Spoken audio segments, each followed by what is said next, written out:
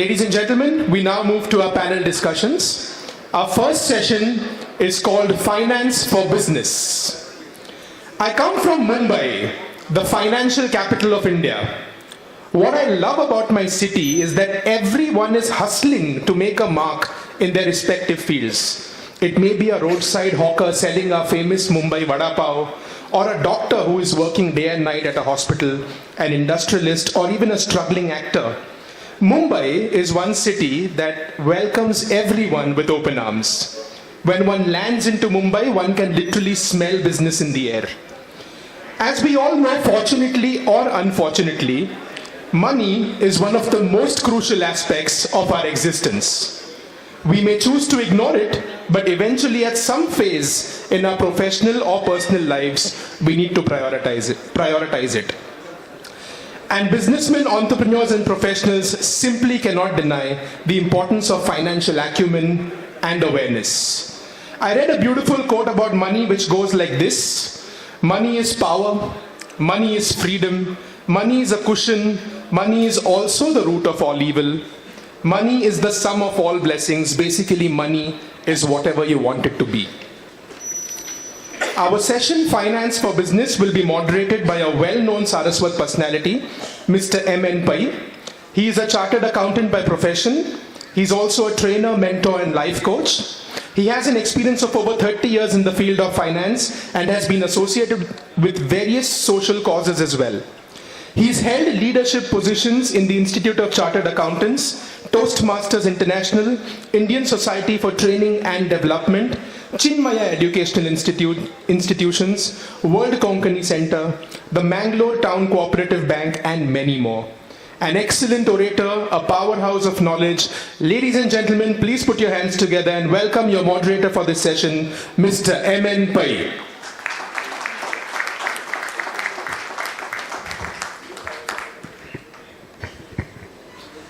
Good evening, ladies and gentlemen. Good evening. I think you are well fed with the tea and the snacks, right? Good evening. Yeah, after a powerful session on the inaugural, listening to Suresh Prabhuji, Dempoji, Gautamji and Ullasji, we are moving into a business session, the first business session, that is Finance for Business.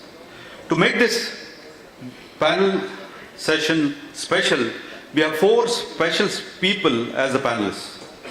It's my honor to moderate this session. Let me take this opportunity to introduce the specialists for this session today. We have been introduced to Gautam Thakur, so I will not go to repeat it, sir. I request you to please come on the dais and occupy a seat.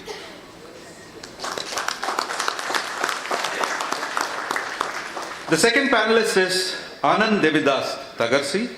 He is the Chief General Manager, HRM, Admin, Procurement, Premises and Development of SVC Cooperative Bank. He is a BCom graduate from Mumbai University and CAIIB, MBA Finance from NMIMS. As an astute banking professional with 26 years of work experience in credit management or operations with significant exposure to product management involving SME assets, non-interest revenue streams, business development, branch banking, administration, premises, procurement, and HR. Mr. Tagarsi has developed major part of his career with SVC Cooperative Bank. He has also been associated with Kapol Cooperative Bank Limited, Aditya Birla Financial Services, and has also been an independent financial consultant. Welcome to you, Tagarsi. We have the third panelist in a banker again, Santosh Borkar. Please come, sir. Yeah.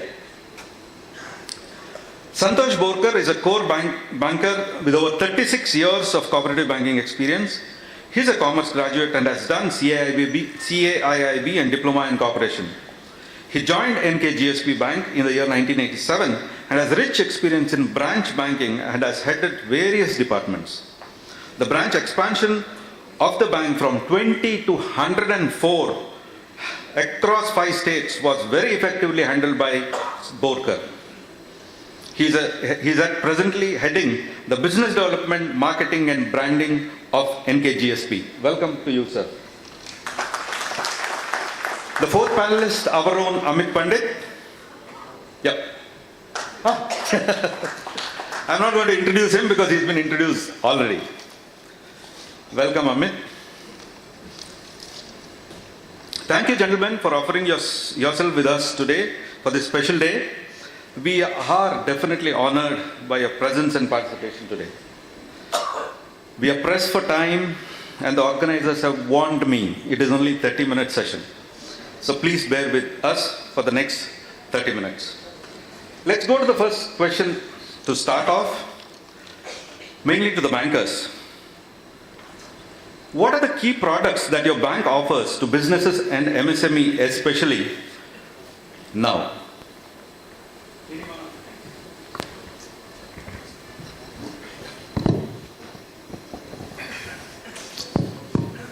As you are well aware, Saraswat Bank, at least among the cooperative banks, is the largest in size. So for businessmen, we offer, our loan products are in various categories from 1 lakh to 100 crores. The first time a borrower comes to us, the initial exposure maximum we entertain is up to 40 crores.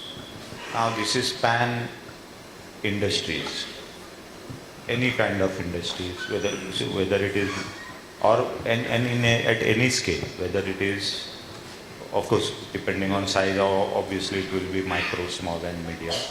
So yes, so with the new definition of micro, small, and medium, we cover the whole gamut, and we are open to all kinds of proposals in the business.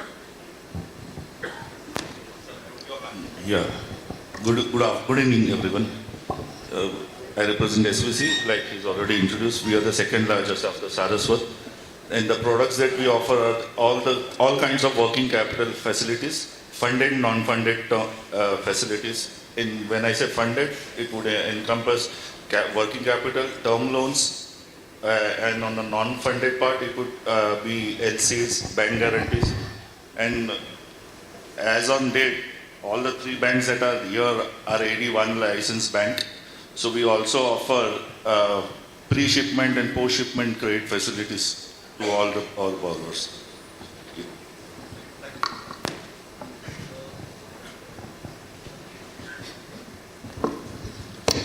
Very good evening to everyone.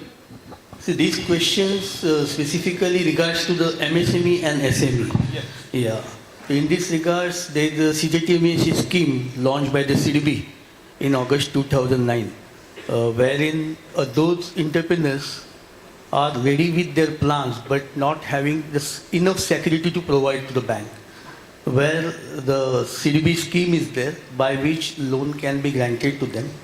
Only thing that they have to pay some premium on depending on the security parameters.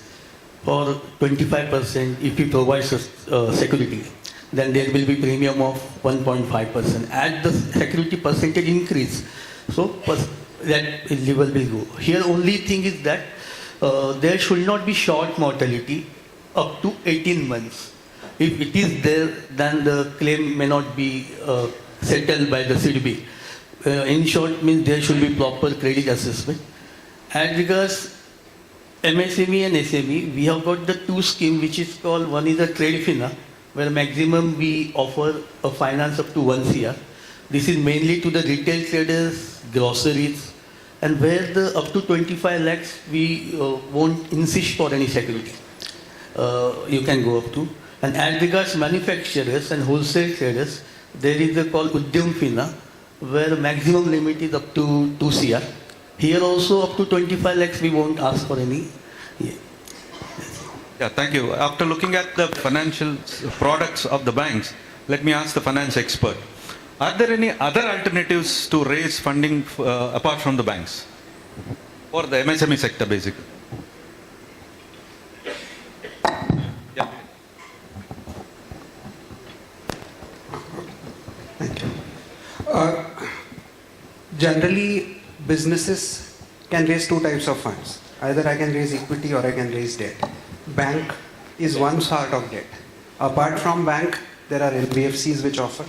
Nowadays, with a lot of digitalization, there has been P2P companies where maximum up to 10 lakhs people can pick up, then which are basically NBFCs, but they operate at a smaller level. This is as far as debt is concerned. In addition to that, people can come out with debt, public-private issues, where they can get debt from the public through a properly managed.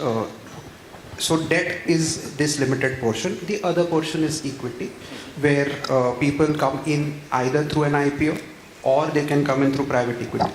So these are the alternative options which are generally available. In addition to that, you have factoring, which is not picked up well in India as of now. But yes, there are factors which are available, SBI factors, which discount bills. Yeah. So there are definitive companies which are available. So it could be a supplier credit, it could be a customer credit, depending on whatever requirement a business has. So these are the options which are available apart from the banks. Yeah, as you said, factoring is not picked up so much in India yet, right? Because Correct, there are companies, because we have heard some of them. Due to the stamp duty issues, normally the factoring has a problem. So most of the factors which are, so the fact they are not able to compete that well. So if you look at which factors are successful, it is the SBI, the nationalized bank subsidiaries which are successful right now. Correct. See, whenever we go in for financing, always a collateral is the question, right? Collateral. So if is collateral a must for the loan, and specifically to the bankers, right? If so, what options? If so, what options does the MSME have to get funding, since collateral may be a challenge to them, right? Also, what amount of margin do you expect to keep while funding for the collateral? See, as regards, I just mentioned about the CGTMC, where one is not having collateral security, he can raise, but the limit is up to 2 CR only, not beyond that. And as regards what security margin each bank is having its own credit policy, depending on business parameters and internal challenges. See, right now, asset quality is a major internal challenges for all banks. So accordingly, see, in our case, our banks normally take up to 75% asset margin. 75%. But it's not very important, is not only asset coverage form an important role, is marketability of asset coverage is important. Because even if I get the security of Taj Mahal, whether I am able to sell it after taking possession is $1 million question. So asset coverage is the one part, but the marketability of the asset coverage, the security, that's important. So, yeah. Sir, would you like to add? See, increasingly in banking, security used to be the basis on which the funding was done. And now it is, although not prevalent in most banks, but still it is definitely moving towards assessing the risk, assessing the cash flows, and it's not primarily based on security. At Saraswat Bank, if you cannot look at it in bits and pieces, you have to look at it overall. You have to look at the promoters, their experience, the industry that they are into, the specifics of the project. And depending on that, you see, collateral is the last resort, the last option. No, the bank is not in the business of taking your security and then liquidating it. That's not our prime business. So we look at the credentials of the promoter, the viability of the business, and depending on that, at Saraswat Bank, he said rightly, for CGT, SME and all that, 2 crores for manufacturing, 1 crore for traders. Those are the normal norms. They are the same for all banks. But if the proposal is good, Saraswat is willing to look at even security of less than 50%, sometimes even 40, 30, depending on the credibility. That is very important. Here I would like to add one thing, especially for the new entrepreneurs. Please understand that in the history of the world and in India's history, today is the best time for entrepreneurs to borrow. Never was it so easy. Never ever. In terms of interest rates, in terms of, all this security, is support by governments and schemes. Barring, of course, now people say interest rates have gone up. Those are small cycles. But if you take a long history of, credit, why 20, even hundreds of years? This is the best time for entrepreneurs, to raise capital, either through debt or, of course, the interest in equity and other forms is definitely increasing. But that is something one has to realize. I'll give you my personal example. I'm an entrepreneur. After completing my engineering, I ventured for a project in Gujarat in the desert of Mehsana. And at that time, I got my first contract worth 30 lakhs, which was not a small sum for a graduate who had just passed out in 1990.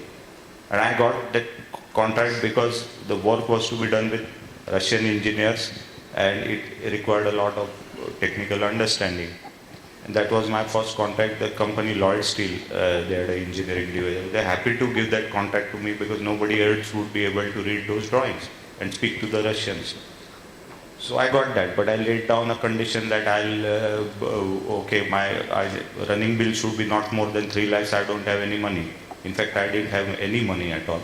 So then I went up to my father, who was a banker, and I asked him for, said, boss, I have got this letter of intent, 30 lakhs, and my running bill is 3 lakhs, and I have come to you for finance. So he said, look, no bank is going to encourage you. Okay, engineer out of the college, first project, 30 lakhs, okay, you have somehow managed this to get that contract. But I will give this to you. That time interest rates used to be 18%. 18%. He said that you have no collateral. So I'll charge you 21%. He was doing that to inculcate a habit of financial discipline. But let me tell you, I started my business by borrowing money from my father at 21%. And today, look at the opportunities that the new entrepreneurs are having. So these things, if we keep on talking about percentages, margins, and these things, these are small stuff. If you are an entrepreneur, you have to understand that capital is a raw material for your business and it has a price. If you look at it that way and you venture out, I will tell you this is the best time to get into business. And the banks have ample liquidity and they are willing to lend. Yeah, sure. Like sir has already said, see, basically we are into the business of lending money for productive purposes, right? And when we do take a look at some person who's approached us for a credit facility, we look at the proposal in its entirety. We basically want that the person should use it properly and repay the term loan and working capital, whatever it is, from their regular operations of the business, and we should not have to fall back on the collateral. Collateral will be always the last, but why we insist on collateral is because normally if you see, ultimately the person offering the collateral would come up with his own house or something, and that adds up to the moral pressure to perform in the right manner. If you say what is the percentage, like it would depend also on the financial institution's risk-taking appetite. Okay, because some may say I am okay with 10-15%, some rightly so may be saying 70%. In our case, it starts, depending upon the proposal in its entirety, it starts from 25% and may extend up to 75%.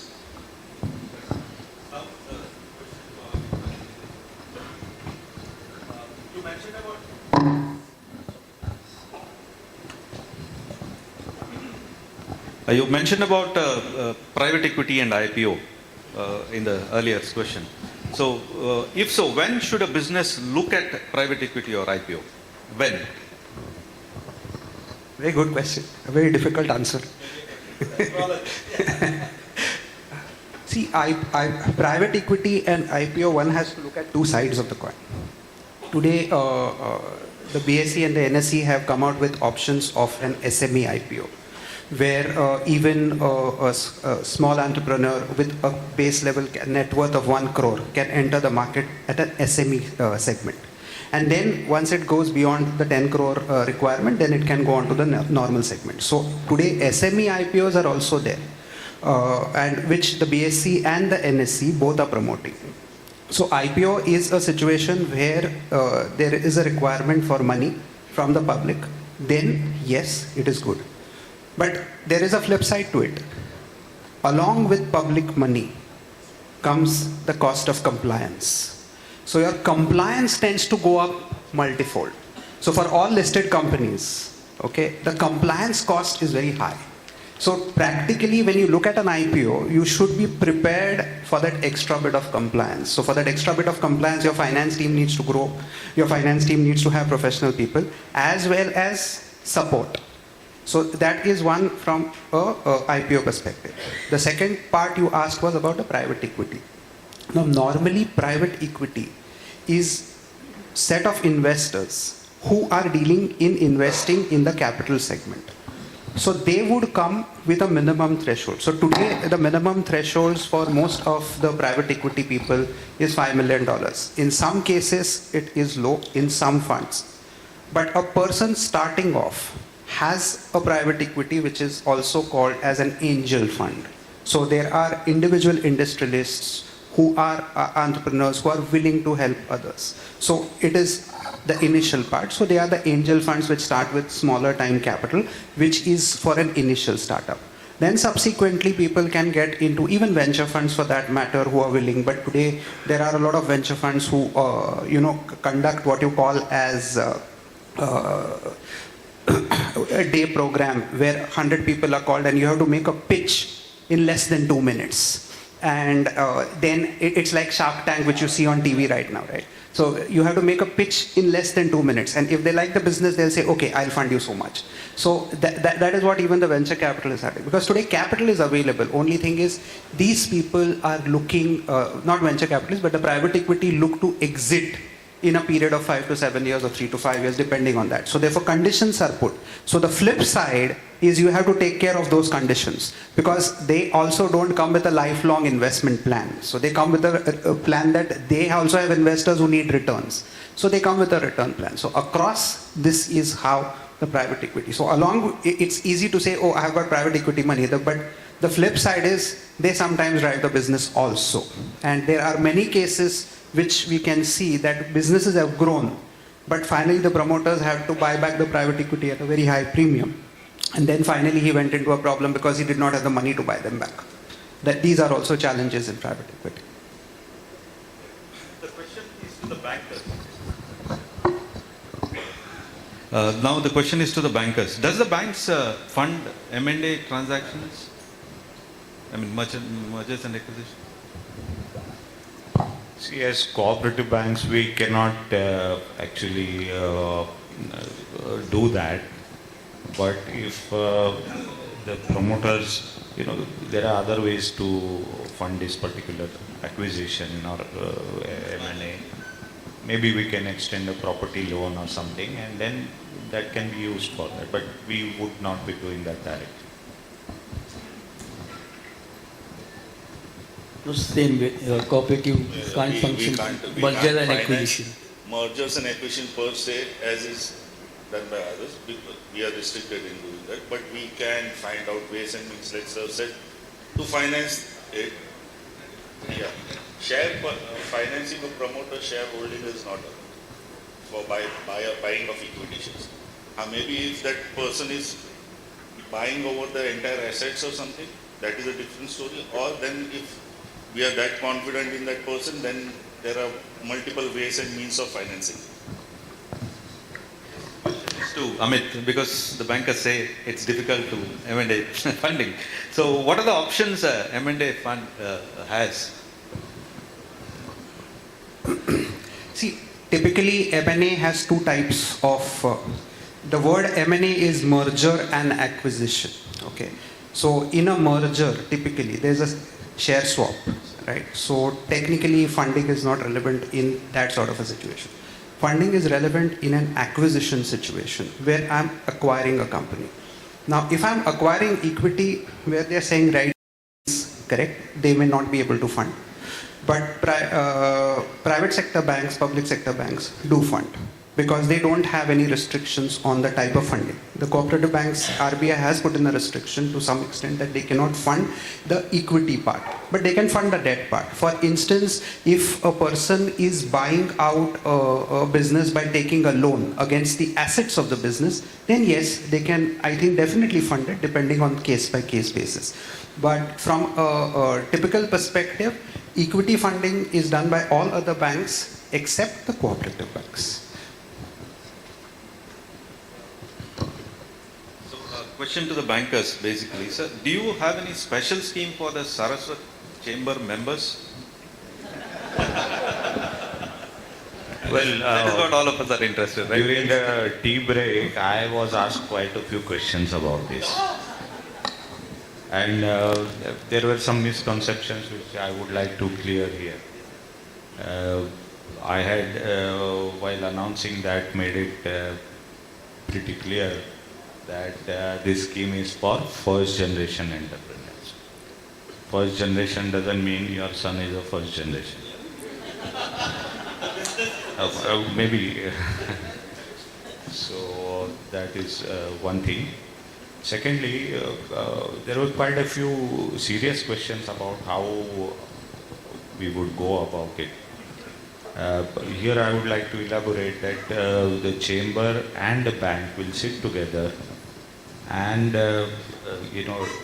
devise parameters, rules. We stand by our commitment. It will be 7% to 7.5%. That will be there. But the evaluation will be done by the chamber. They will also guide, mentor them. Of course, that is what the chamber is going to do. And if they find that this is a viable proposal, then it will see we cannot do that for the community, on our own, but we can have a sort of a MOU with the chamber. And if the proposals are routed through them, it will be easier for us. Of course, there will be one more filter. They will themselves go through it. And of course, we can also ask them why this went wrong. But then, you see, that is how. But we have to devise the method, the policy, this process. We'll do that very soon. We'll do that in the next 15 days, I'm sure of that. As such, we don't have such schemes for our community people like as such.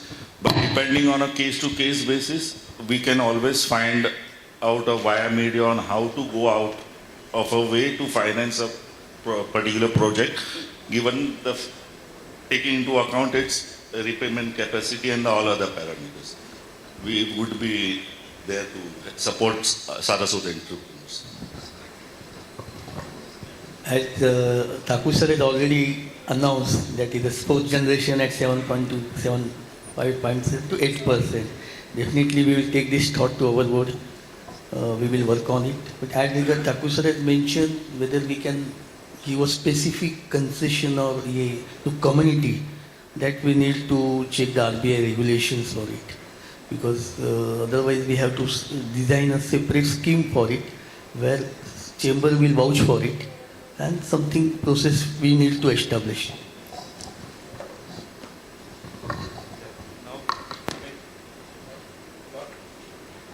A lot of discussion goes around on valuation of businesses, right? So can you share how the businesses should look at valuation? Mr. Prabhu talked about it in the afternoon. What do you mean by value and what do you mean by valuation? The key factor in any business is valuation. That is where the business is valued at. However, that valuation sometimes can be misleading. Now, value, if I have to put in that statement, value lies like beauty, lies in the eyes of the beholder. That's what value is. So it depends on who is buying that. That is very relevant, because if you don't have a buyer, you don't have a value, as simple as that.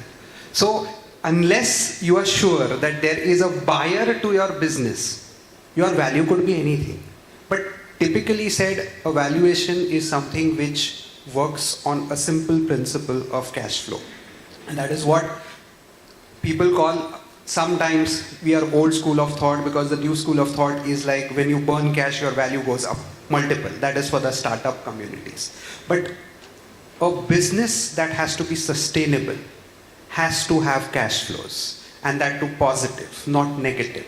So if it is a positive cash flow, then yes, it is a sustainable business, and then one can look at valuations. And then valuations, there are various methods that one can use to do valuation, but a thumb rule of a valuation is you have positive cash flows, by default your valuation will go along with the growth. So this is how valuations are done. But as I said today, a lot of startups come out with, they mimic like, oh, Flipkart got this sort of valuation. They are still at loss. They're still having a valuation. Now, how is Paytm able to raise so much value? Now, Warren Buffett has always said, value is something which you take over, but price is what you pay. So finally, that's why I said, right, that value lies in the eyes of the beholder. It's the price that the beholder pays. So sometimes some people may pay high for a particular company. So, but yes, sacrosanct is cash flow. So I'm here to, I'll just put in one anonymous saying which is very important from business perspective. Sales is vanity. Vanity is all, for ladies, everybody knows what is vanity. Sales is vanity. Profit is sanity. But cash flow is reality. You can't miss it. And unless you have cash flows, valuations will not happen. That's the base. Thanks. Yeah, another question directly, Amit. What are the important things you would want to tell entrepreneurs for getting funding easily? Because all of us look for easy funding, right? Very difficult question to answer. Easy funding, there's no concept of easy funding. To have easy funding, your data has to be easy for the bankers to understand. So if that is not there, there is no easy funding. But having said that, the broad line is streamlining your financial and accounting. So that is what is the core for every businessman. If you know what are, as Mr. Kamath put in, as a businessman, you need to know some basics as an entrepreneur about your business. What is your ROE? You need to know what is an ROE of your business. Otherwise, when you go to a banker also, the first question they look at is what is your profitability? What is the cash flow that you have? And based on the cash flow, they will generate, okay, this fellow will be given this much, so this is his requirement, and based on that, the funding will take place. So what you need to ensure is when you have a business, ensure that all the data, the accounts are properly kept, and they are done on time. Time does not mean the time given by income tax. That is the extended time, right? The time is if you do it on time. If you have a budget, you tend to do it really on time. So if you plan to do that, I think then data, accounts and finance is kept separate. Then you can do. And one more thing, your personal finances and business finances need to be segregated. And that is one thing which is missing. When we see a lot of companies in the initial stage, their personal finances are mixed in their business finances. If you do that, then it's going to be a major problem. And we have seen people facing such problems in the past. So your business and your personal finances need to be clearly segregated. That is one of the keys to get easy funding from bankers. Some people say it's easy to get funding for the startups, basically, right? And but we see when the startups make these pitches and all, at times are picked up, at times, most of the times are not picked up by investors. So what could be the reason, or what is the kind of pointers the investor looks at?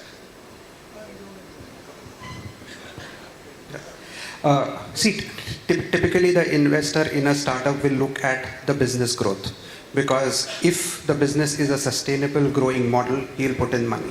So even if it is loss making for the initial period, but if the market size of that business is substantially large and there is a large amount of disruption which is taking place, then yes, I think the startups get funded. But as I said, out of every 100 startups, I gave you that example of a VC thing. Of every 100 startups, they would maximum, they have a limit, they'll fund 4 to 5 So 95% are bound to get rejected in that startup phase. That is how startup funding is. Mr. Gautam sir wants to say.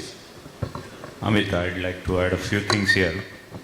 You just said that out of every 100, one startup is funded. People often, blame banks for NPAs and other things. But please understand that our rejection ratio is far lower than those of these private equity guys. That means we must be funding at least 1 out of 10 proposals that come to us, while they are funding 1 out of 100. So they are cherry picking. Understand that first.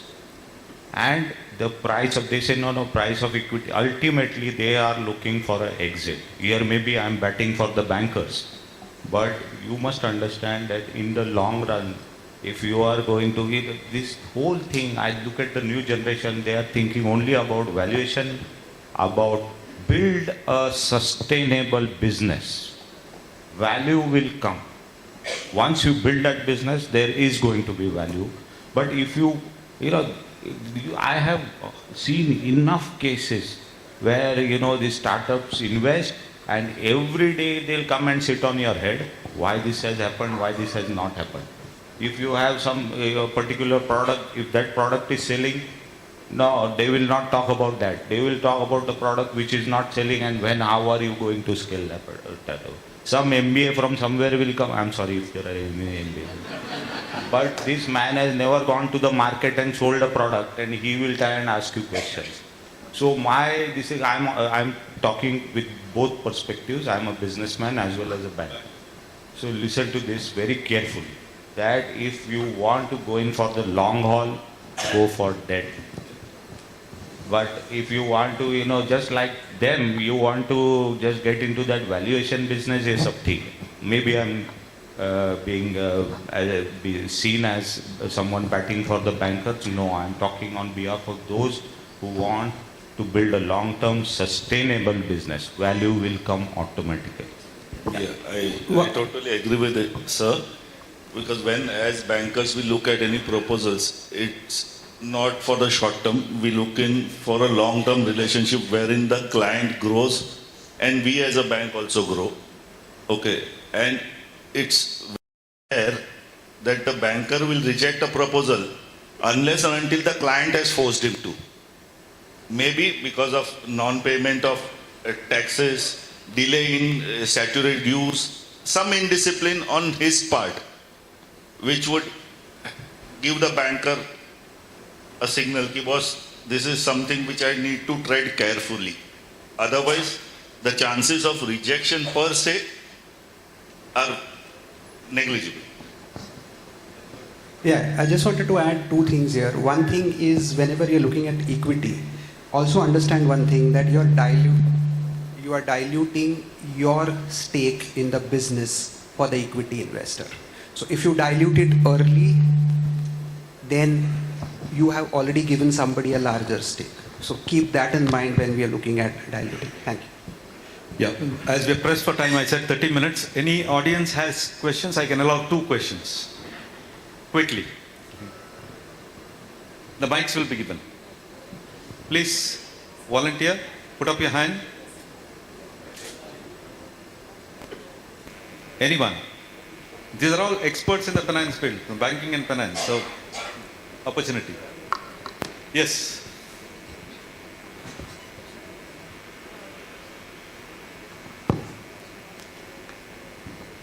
And if you want to shoot it to the specific speaker. Yes. My question was actually for Mr. Thakur. It's a very interesting perspective you brought out about how bankers look at a proposal versus how a private equity would look at a proposal. So thank you for that. My question to you is, one of the reasons why private equity funds have grown so much versus banking, the participation of the banking industry in startups has been the,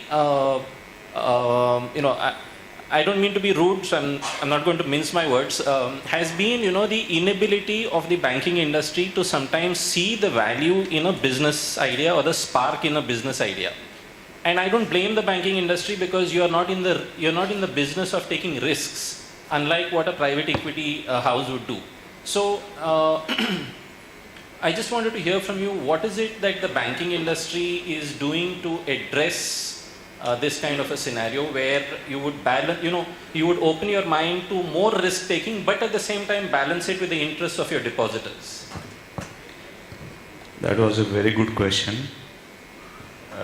Part of it I have already answered in my talk earlier. Please understand that across banks, the boards are being balanced now by bringing in more people from business side to understand the realities of business. You cannot always be risk averse, and I fully 100% agree with you that bankers have been risk averse in the interest of the depositors, of course. But yes, they need to evolve models which are apart from the usual ones of what is the debt equity, 4-5 ratio लगा लिया, बैठता है नहीं बैठता है, to which method, first method, second method. Those days are gone. There will have to be, bankers will have to get out of their old school methods of evaluating proposals, have to evolve risk models for the future. Otherwise, you are going to, now bankers have started realizing that those with, good sustainable business have other sources of credit. Banks are no longer the primary source. So this is already happening. Those who are understanding this fact are evolving models. Like, as I told you, Saraswat, we have this particular. The whole idea is to be in tune with today's time. Earlier, bankers was like Saukar, Zamindar, you go to them and they have the right of refusal. Today the banks are chasing you. So, many years ago, when we were kids in Dadar, people would be hawking things we used to call them hawkers. Now if you go to airport, banks are hawking credit cards. Yeah, absolutely, sir. So look at it, the position has been reversed. So they have to wake up to this reality, evolve their own models, and those who will do that will survive in the future. Thank you. Last question. Yeah, Girdhar. You can take the mic. You're right, I get about 600 calls a quarter. Do you want a loan? And I used to answer, but I now just shut it off. Credit is over-marketed now. But my question is that you are in the RBI panel. In the last 20 years, we have been wanting a situation away for traditional agribusinesses where we are backed by commodities and all that, the cash credit. Now, seasonal businesses have a very large requirement for 3 or 4 months and they taper down. And commercial paper was supposed to be an instrument. But we do not have a neutral person who will hold the security. So will the Saraswat banks be able to have custody of our collateral and then give a backing, not a guarantee or equivalent, that we can shop for commercial paper, or you can also take it or sell it. And that instrument will be the requirement of and sorry sir, I am not believing we are a dollarized economy. I am calling it a 450 trillion rupee economy. Please don't use dollars in India. We are still in rupees. And every leader of the political, economic and socialist throwing up this magic figure without even counting the zeros. 400 trillion is a lot more than $1 trillion. So we could get into this instrument. If you can, at Saraswat Chamber, we can have a small workshop on this. Then take it to the Reserve Bank and institutionalize it. So if a person has 10 CR collateral and he needs only 3 CR or 4 CR, he gets borrowing only for 45 days or 90 days. It is happening in Switzerland. That is, it's a fixed loan for 45 days at a specific interest of 2.75. And then you pay it and then you rotate. But here we are having the cash credit or an OD, which doesn't give value to a good borrower. I think this is a highly technical question. Maybe you must have heard during the course of the day that I am in some RBI committee. Yes, I am in a RBI regulation review committee, not somebody who decides on policy matters. Nevertheless, let me tell you, most of us present here are from urban cooperative banks, and we have no scope of lending to the agricultural sector. We can only lend to food processing or value addition to agriculture. Your question would be best answered outside this hall.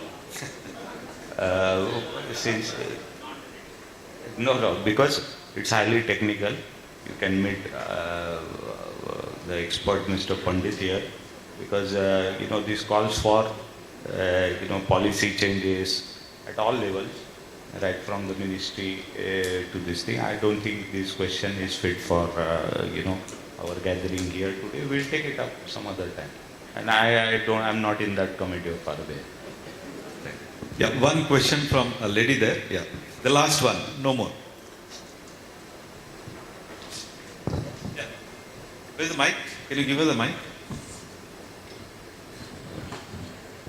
Yeah.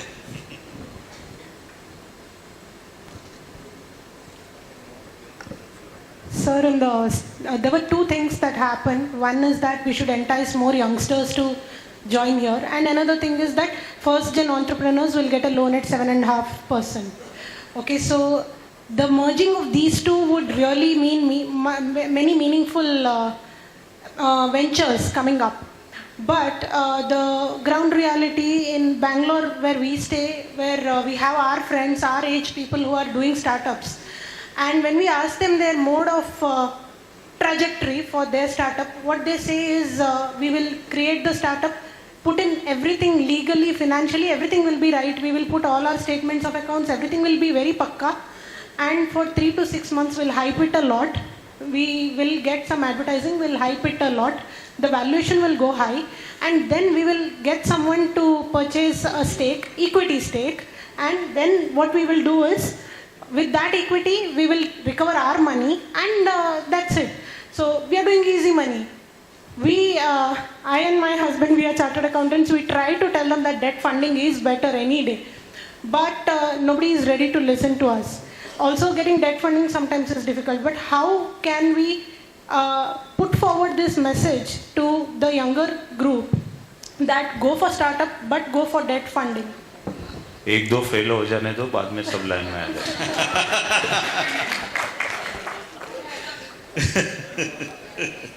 Yeah. With that, we come to the end of this panel discussions. Thank you all the panelists for spending your valuable time today with us and share your special knowledge. I'm sure each one of us is benefited by this. Back to the MCs for the formalities.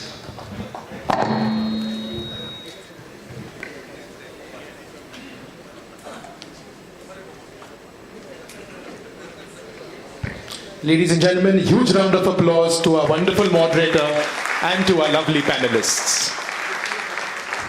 The very objective of having a conclave like this is getting people together.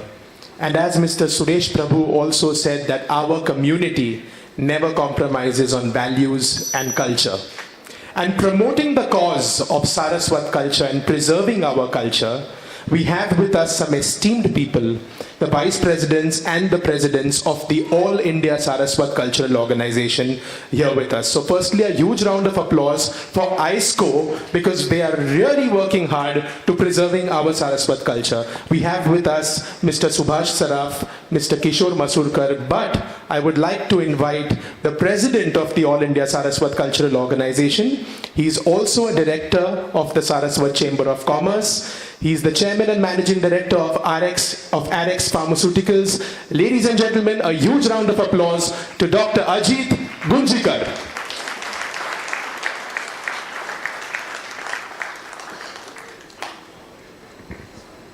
Good evening, ladies and gentlemen.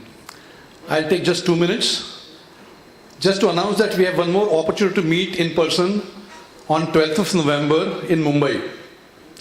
Of course, this may not be a pure business platform, but mainly a cultural platform All India Saraswat Cultural Organization is in its 50th year, it's its golden jubilee year, and we are celebrating with a Sanskritik Mahotsav. That is in Mumbai at Yogi Sabhagruha opposite to the other Central Railway Station. That's going to be a one-day, full-day program. Registration is free.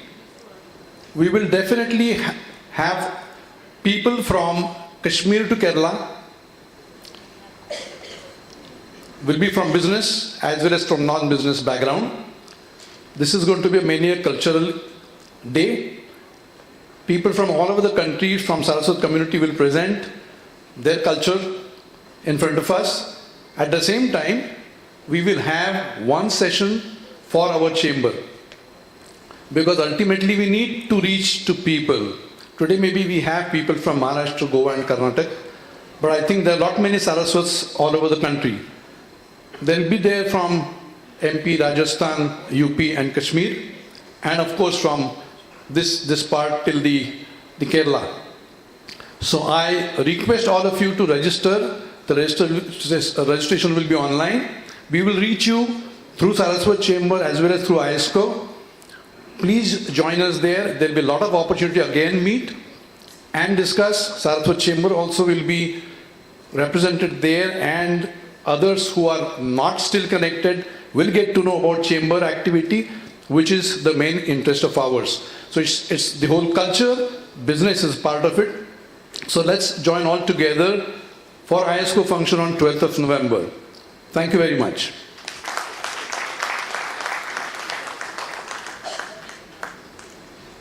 Thank you so much, Dr. Gunjikar. We now move to the next part of our felicitations. Our next felicitation is for a visionary who literally is transforming the skyline of Mumbai. His company Sumit Woods and the Sumit Group is a massive name in the construction sector. They are also known for their large hearts and their philanthropic activities. Mr. Bhushan Nimlekar is an alumni of the Harvard Business School. He has a strong experience in the construction industry for over 15 years. He handles the sales and the finance part of the business, and he has an excellent command on all the business activities, and he wants to expand the Sumit Group into many other spheres as well. Three decades ago, Sumit Group was incorporated with a dream to be amongst the most reputed names adorning the skyline of Mumbai and other regions. Today, more than 50 projects and 4,700 happy customers later, Sumit Group is one of the most trusted real estate developers in my city, and a powerful force to reckon with. Ladies and gentlemen, please put your hands together for our young Turk, Mr. Bhushan Nimlekar, and I would request another young Turk, our chamber director, Mr. Samit Saraf, to please felicitate him. Huge round of applause.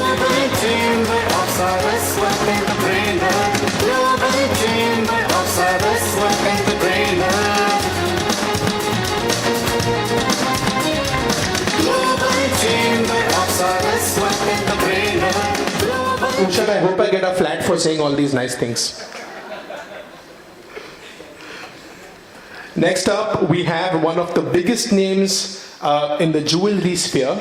They are called Abharan Jewelers. We've all heard of them. It all began in the year 1930 when the late Shri Sadanand Kamath, a merchant in his travels to Malnad, discovered the exquisite jewelry and the artwork made in Udupi.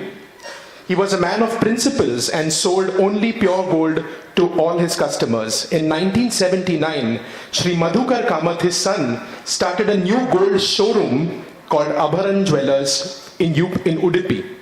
From then on, Abharan grew into a retail chain with 14 showrooms in Karnataka and one showroom in Goa, which I guess is right opposite where I'm staying, which is Anil Kaka's hotel, Delmont. Today we have with us Mr. Subhash Kamath and his wife Sujata Kamath, who are representing Abharan Jewelers, one of the most trusted names in jewelry. Ladies and gentlemen, let's please welcome Mr. Subhash Kamath and his wife Sujata Kamath, and to present this award, I now request Mr. Prasanna Rege to please come up. Ladies and gentlemen, Abharan Jewelers. My wife is Sandhya Kamath. Huge round of applause, ladies and gentlemen.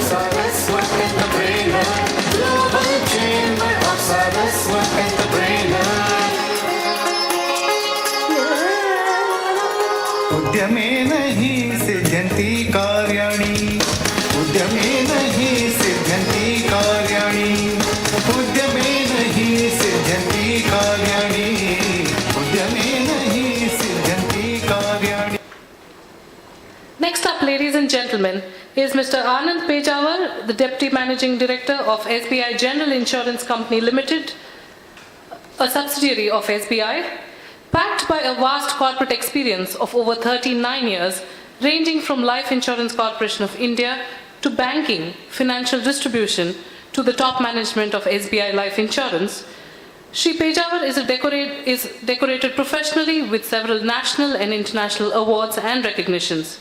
He has an eclectic vantage point on various insurance-related matters. Ladies and gentlemen, put your hands together for this eminent thought leader, Mr. Anand Pejawar. Sir, can we have you on stage? Yes. I request Mr. Siddharth Sinkar, Chamber Director, to kindly present the felicitation to Mr. Anand Pejawar. A huge round of applause, ladies and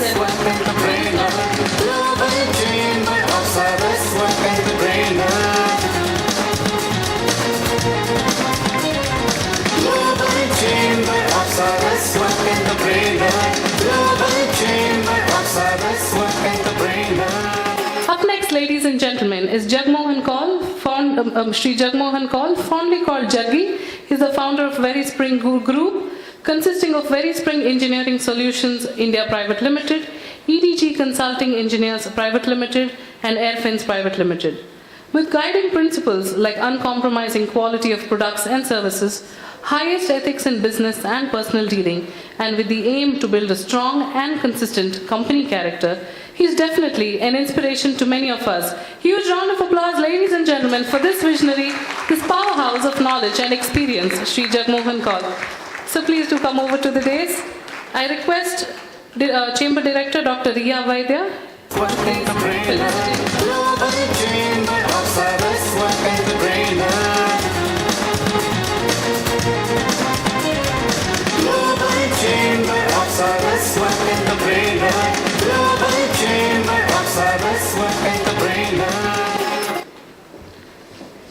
Up next is that brand which keeps us spellbound with its taste and consistency and quality, and that is none other than the Ajit Bakery Group.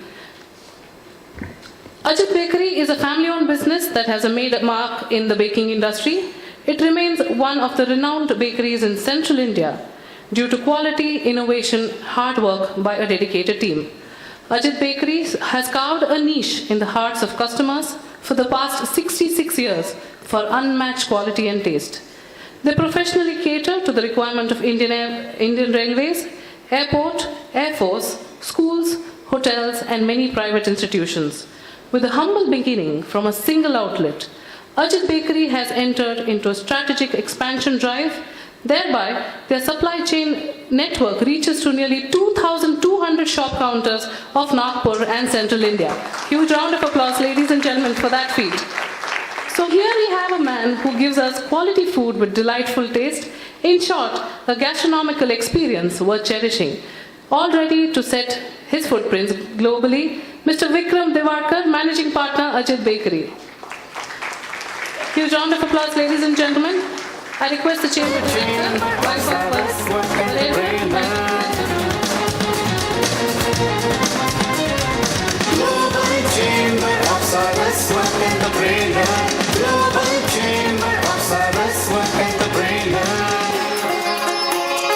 You know, there comes a time in everyone's life when you feel extremely proud. I'm feeling extremely proud today because I am here now to announce my senior from college, right? I'll read it out. It's a small poetry.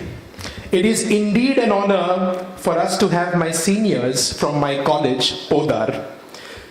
They're actually two business mavericks who broke the conventional beta, get a job, buy a house and a car. They had the guts to follow their dream and passion. With their rigorous efforts and toil, today luxury homestay vacations in India are in fashion. The road for them was tough and hazy. For pursuing their dreams, there were people who called them crazy. But building on their vision from scratch was the ultimate prize. Today, with almost 7 years of startup experience, they are confident, successful, and wise. Both of them are my seniors. We have one of them here. His name is Mr. Deven Parulekar. He's representing Saffron Stays, India's premium luxury homestay vacation providers. Ladies and gentlemen, someone who broke the traditional business norm, quit his comfortable corporate job, is now a successful entrepreneur, Mr. Devin Parulekar from Saffron Stays. Huge round of applause. And I request Mr. Ajay Pinge, Chamber Director, to please felicitate him.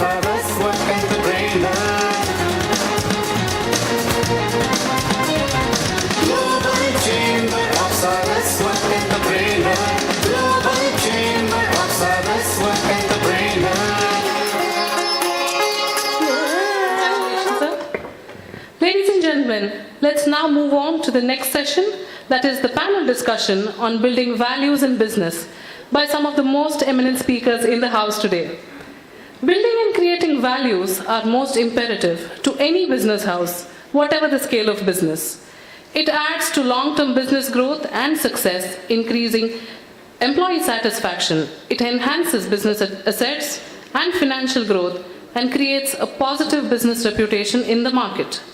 Our panel for today is going to discuss further about these very crucial points like managing growth with innovation and technology, controlling your debts, the COVID setback and the bounce back, and more. And to moderate this session, we have with us today Dr. Amit Rangnekar. A huge round of applause, ladies and gentlemen. Dr. Amit has over 3 decades of industry experience with Centaur Pharmaceuticals in the areas of supply chain, sales, marketing, and regulatory affairs. Centaur is India's 34th largest pharmaceutical firm by prescriptions. He is on the executive committee of the Indian Drug Manufacturers Association, consisting of 1,200 pharmaceutical companies, and is the chairman of the pricing committee. He is a visiting faculty at NMIMS, SP Jain, Somaya, Wellinkar for the past 2 decades in the areas of marketing, branding, and strategic management. Sir, a very, very warm welcome to you once again. We really look forward to hearing from you and your eminent panel on building values in business. Ladies and gentlemen, put your hands together for Dr. Amit Rangnekar, a treasure trove of knowledge indeed. Over to you, sir. Thank you, ma'am. Very good evening to all my fellow Saraswats. Yeah. So the topic, there's a slight change in the topic, ma'am. It was about building value in business and not building values in business. So we are looking at the value generation in a business. That's what. So we have got an August panel. So without further ado, I think I'll start introducing them because we are slightly pressed for time. So first on the panel, Mr. Jagmohan Kaul, sir. He's already been introduced, so I'll introduce the part which has not been introduced. So he's a mechanical engineer from the Thapar Institute of Engineering and Technology, Patiala, Punjab. Completed his post-graduation in rotating equipment from Tokyo University, sponsored by Hitachi. Then his MBA in International Operations from IFL Stockholm, nominated by Atlas Copco AB Sweden. He joined Kirloskar Pneumatic in 1969, later shifted to Atlas Copco, where he went on to become the member of the business board and also the business head. He then moved on to Emerson Electric Company as its president and MD. Thereafter, he became the CEO and managing director at Dresser Rand India. In 2008, he founded the Verispring Group, consisting of Verispring Engineering Solutions, EDG Consulting Engineers, and Airfins. Please give a round of applause to Mr. Jagmohan Kaul. Sir, please.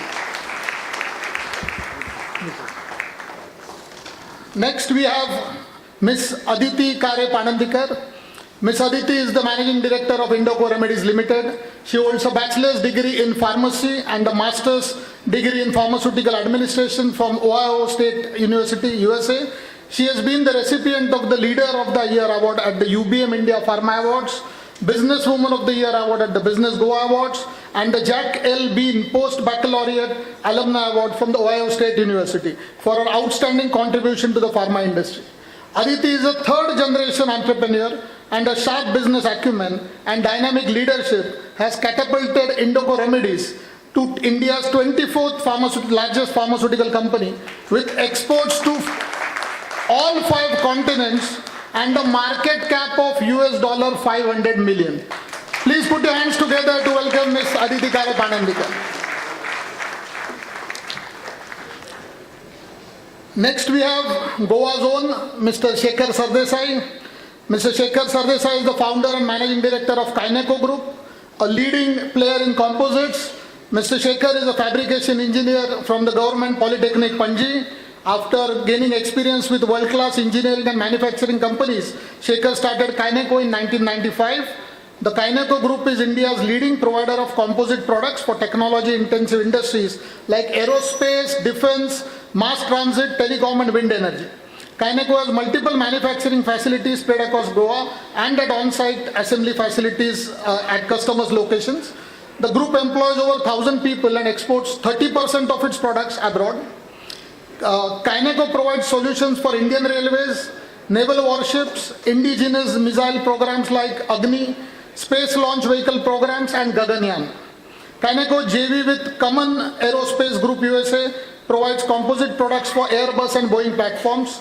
The JV with Excel Composite Finland caters to the telecom and wind energy markets. Shekhar has been conferred numerous awards like Entrepreneur of the Year, Business by Business Goa. He has contributed significantly to industrial development in Goa in his role as President of Goa State Industries Association, Chairman of the CII Goa Council, Member of Goa State Pollution Board and Member of Goa IDC. Please extend a warm welcome to Mr. Shekhar.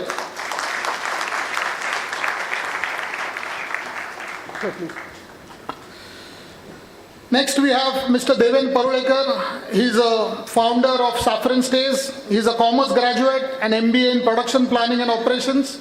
While studying, he contributed an article on information risk management in the Economic Times, which landed him a job at KPMG.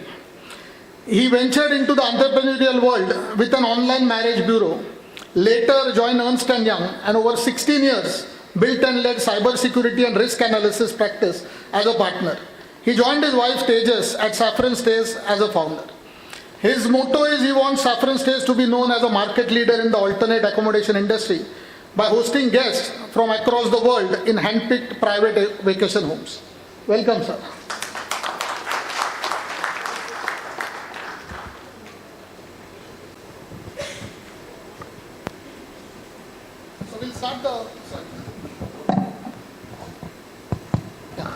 So we'll start proceedings with the first question to Mr. Jagmohan Kaul, sir. Sir, McKinsey studies show that only 15% of mergers and acquisitions actually succeed. And the 85% that fail because of post-merger integration or not fitting of cultural values. You have been handling various mergers successfully over the years. Could you please share the critical success factors?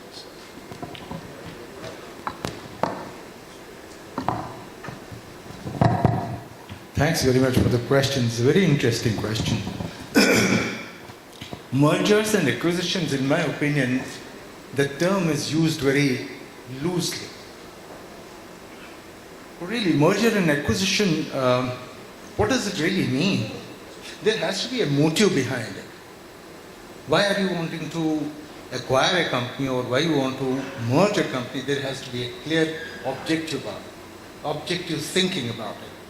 And I think the challenge is when you say McKinsey's study talks about 15% success and rest not being successful, it's basically a lack of due diligence. In my opinion, what really happens that the growth of a company can happen organically and it can happen inorganically. If you're organically growing the company, then you are doing day-to-day work and making sure that it's producing profitability, as you said, cash flow and things like that. And if you want to really leapfrog, you go for an acquisition.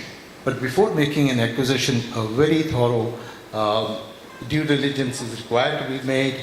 And many a time, the objective of why you want to acquire has to be very clearly understood. The analytical approach is driven not by, many a time the acquisition candidates are dressed, they're called dressed brides. You dress up a bride and you make her look very pretty and you have a match coming in and he likes the bride, but the bride really intrinsically, is it what it looks like? That is what merger and acquisition is. One has to do the due diligence. It doesn't have to be just for the sake of feeling good about it, that just we have acquired a company. I have been responsible for acquiring some very, very large companies and very, very small companies. And the cultural fit, which we talk about, is a very, very major issue. One of the companies which I was acquiring, I won't name the company, but we were at the verge of signing the deal, but at the last moment we found that there was a cultural disconnect. We believed in every business, and I personally believe that it's not only the belief of a company, it's a responsibility as Saraswat, responsibility as a community that will be honest to the core in our intentions. We will deliver what we say that we will deliver. We'll live up to the values. If the value system in a business is not correct, and you have an ambition of growing the business, then you fall into a trap. And merger and acquisition can be a very short trap. And I would say that that is the reason. The lack of due diligence, lack of planning, I could talk about it for hours. Because the planning, in my opinion, the business planning in our industry is not developed to the extent that it should. There's a model of planning which is called 5 by 1 by 5. That means past 5 years, current year, and next 5 years, based on which you do the assessment of what the growth is like, what are the assets required, and human assets. One of the mergers and acquisitions, one of the biggest pitfalls is not to realize the value of human assets. No business can sustain the most important and the most critical asset that you have in the business. It's not the bank finance, not the private equity, it is your people. If you don't have the right kind of people, the business cannot grow. So therefore, mergers and acquisitions is a very serious effort. It's a very serious business, and one has to be very careful about it. And I would suggest that any people, we have experience within our group over here, the Saraswat group over here, we have a lot of experience. Please take advantage of that experience. We can help you.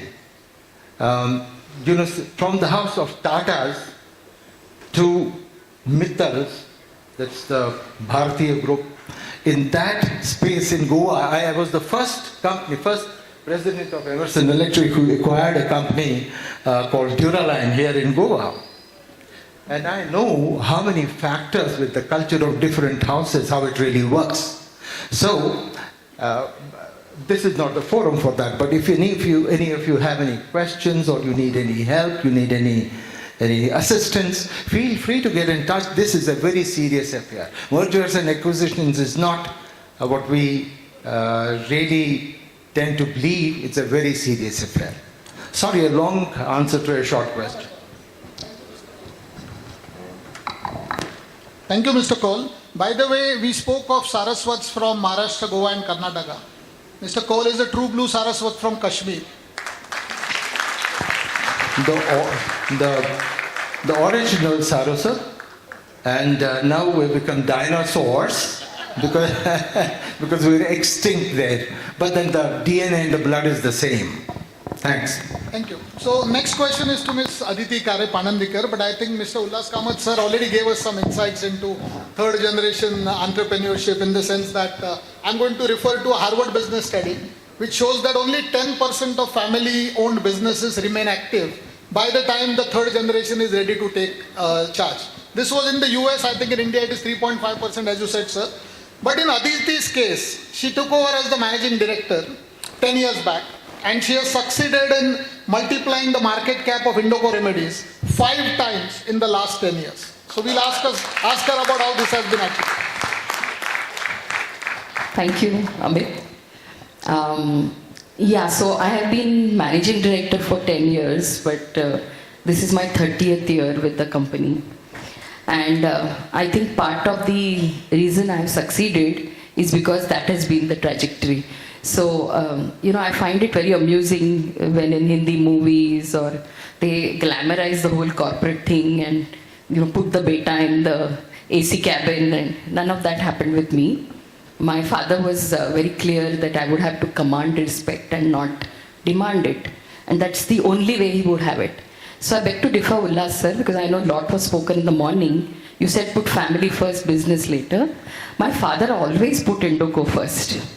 And I think that is partly why we succeeded, we continue to succeed.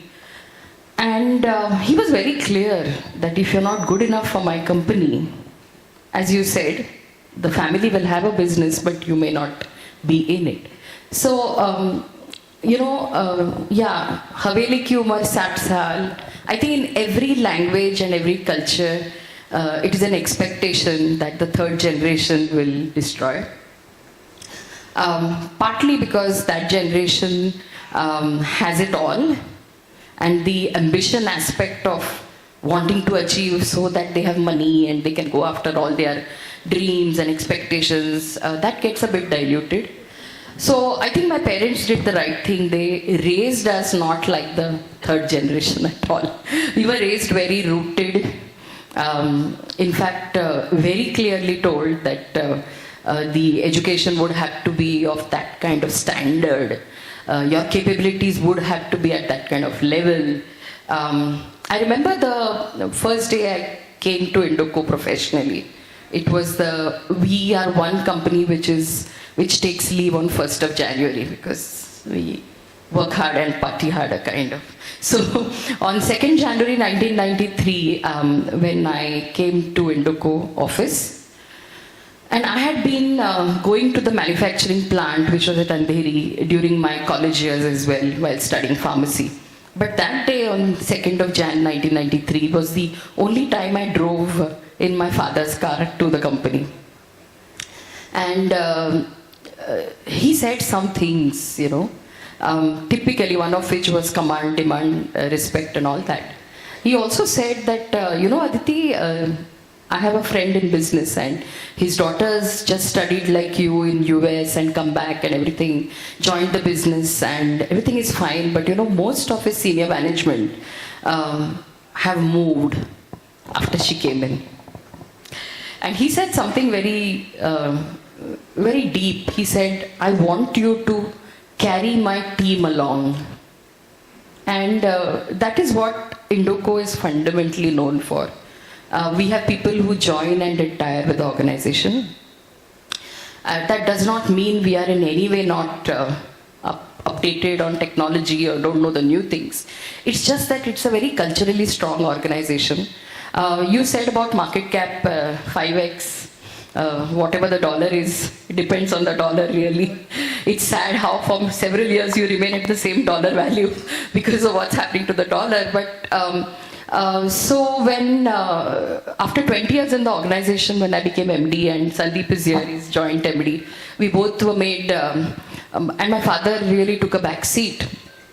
And we used to grow 10 times every 10 years, which was very easy when you were a 10 crore company to become 100 crore and very difficult from 100 to go to 1000. And we were supposed to do that in 2009. So I became MD in 2012 and we were 450 crore only. And I felt the first thing I need to do is get to that 1000 crore mark.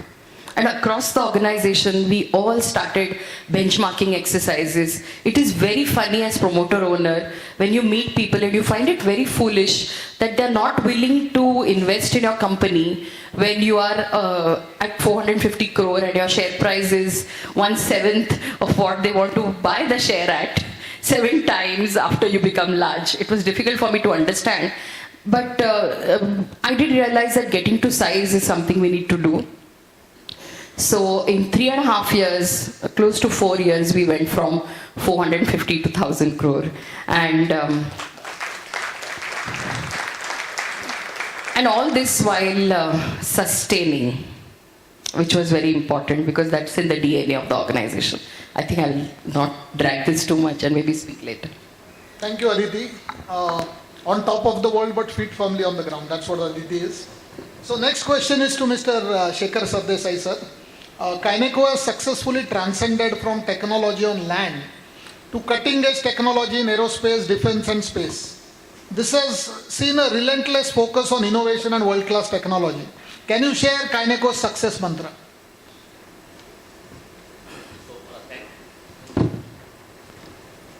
Thank you, Amit, and thank you, Saraswat Chamber, for the honor of being here as a panel member.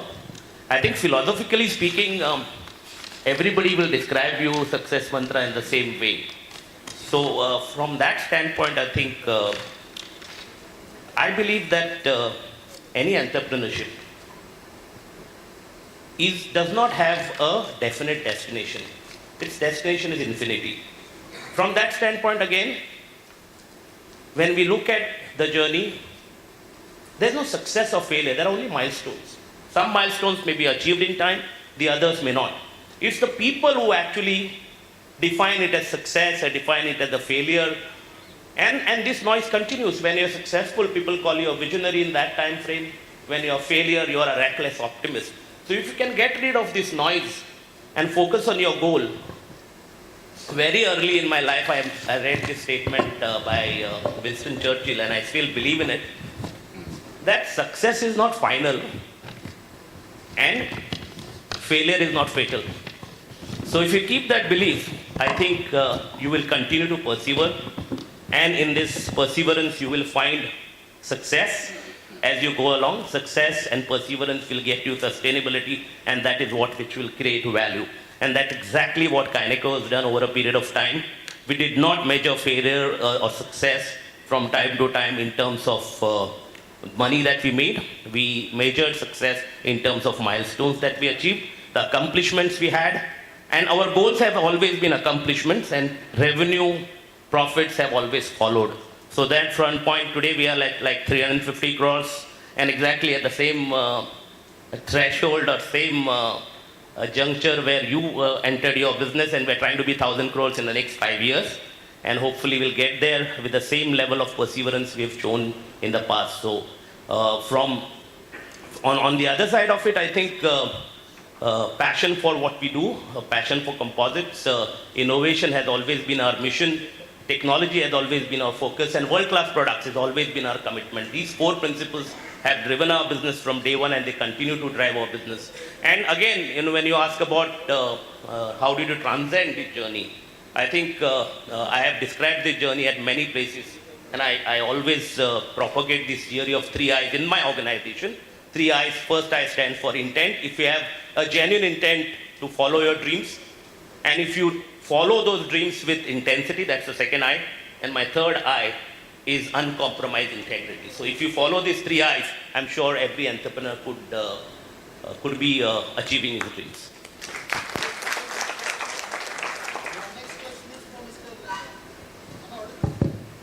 Next question is for Mr. Devan Baroda. You are a founder company. Both accomplished professionals in leadership. Am I audible? Yeah, I think so. Yeah. So, Mr. Parulekar, yeah. You are a founder couple, both accomplished professionals in leadership roles. One is a CA and the other is an IT expert.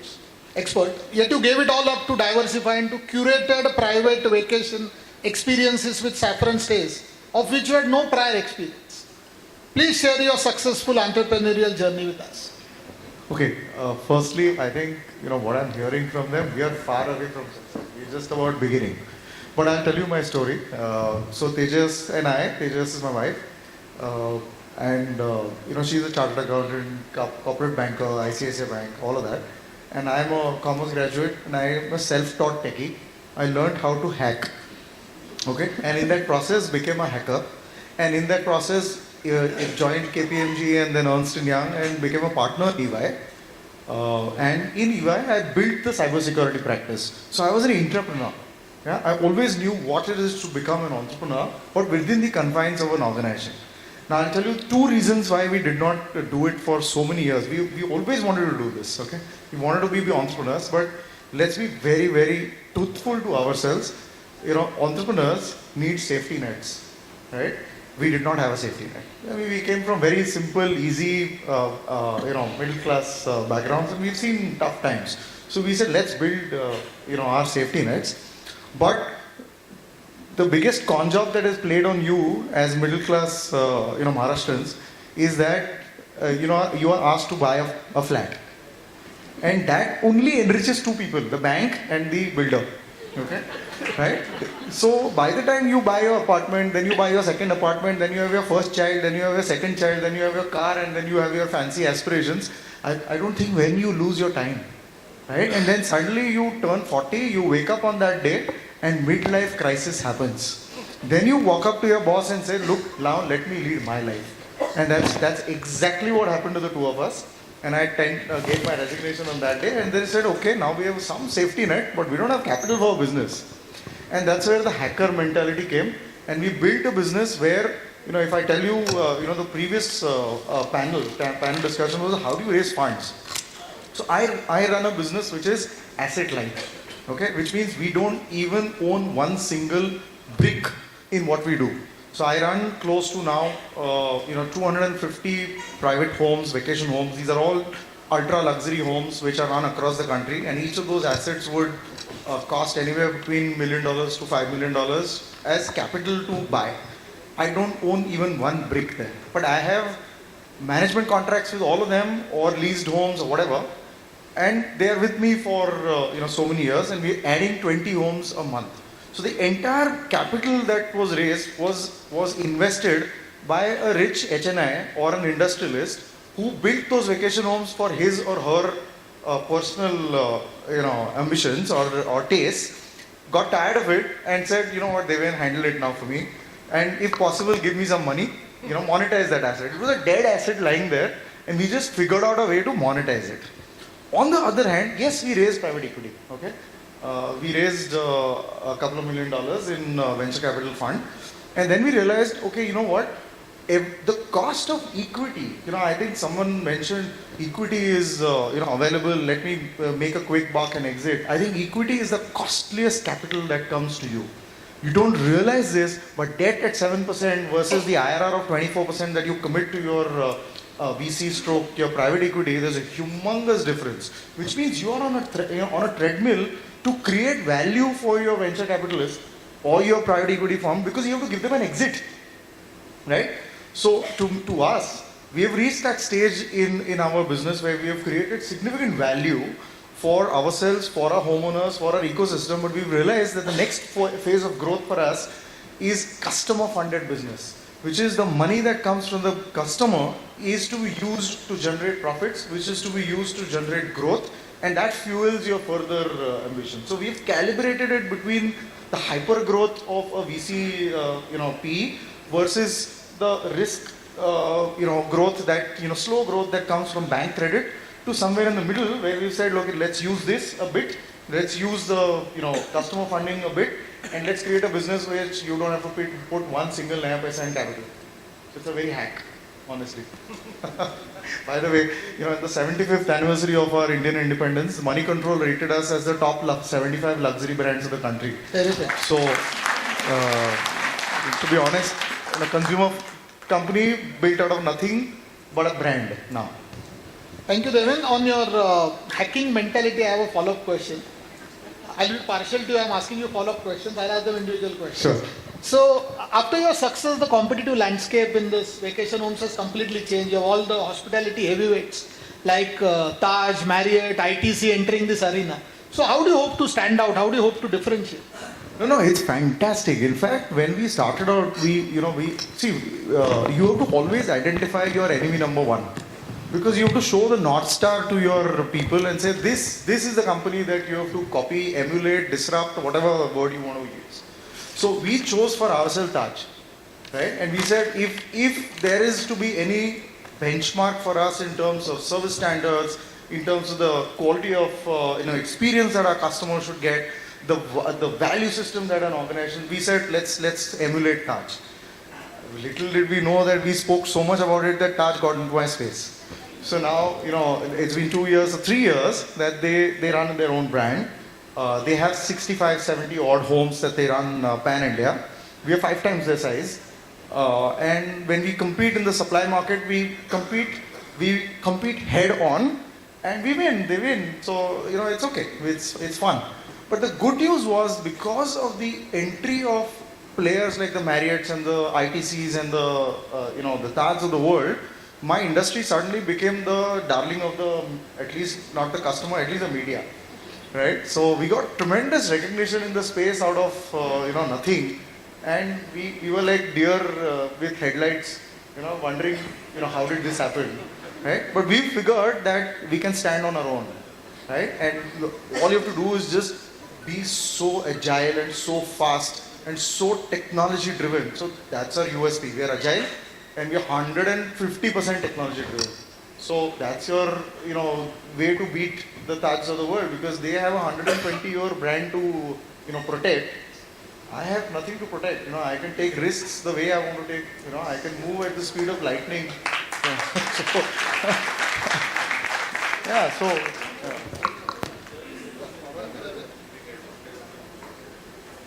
Okay. Next question is to Aditi. The pharmaceutical industry is extremely regulated, right from production to consumption. We have intense competition, 3,000 companies, 100,000 brands, and 20% of the medicines are under draconian price control. Amid this challenging business environment, Indoco has survived and thrived. Please share your recipe for the secret sauce. Thank you, Amit. It is, when you put it like that, it really sounds very difficult. It's just that we've got used to it. But honestly, if you fully understand what he tried to say is that we really are, he said 3,000, but people even say 5,000 in various forms. It's that fragmented an industry. And the largest player, which is Sun Pharma in India, after the Ranbaxy acquisition, holds 9%. So the largest player has 9% market share. And then there are a few heavyweights. Next is 6, and then there is 3, then there is 2, and then there are a lot of us at close to 1. Lot of us, that includes us. So, you're half. Yeah, you're young. We are 75-year-old, Amit. I think you are what, 50? 48.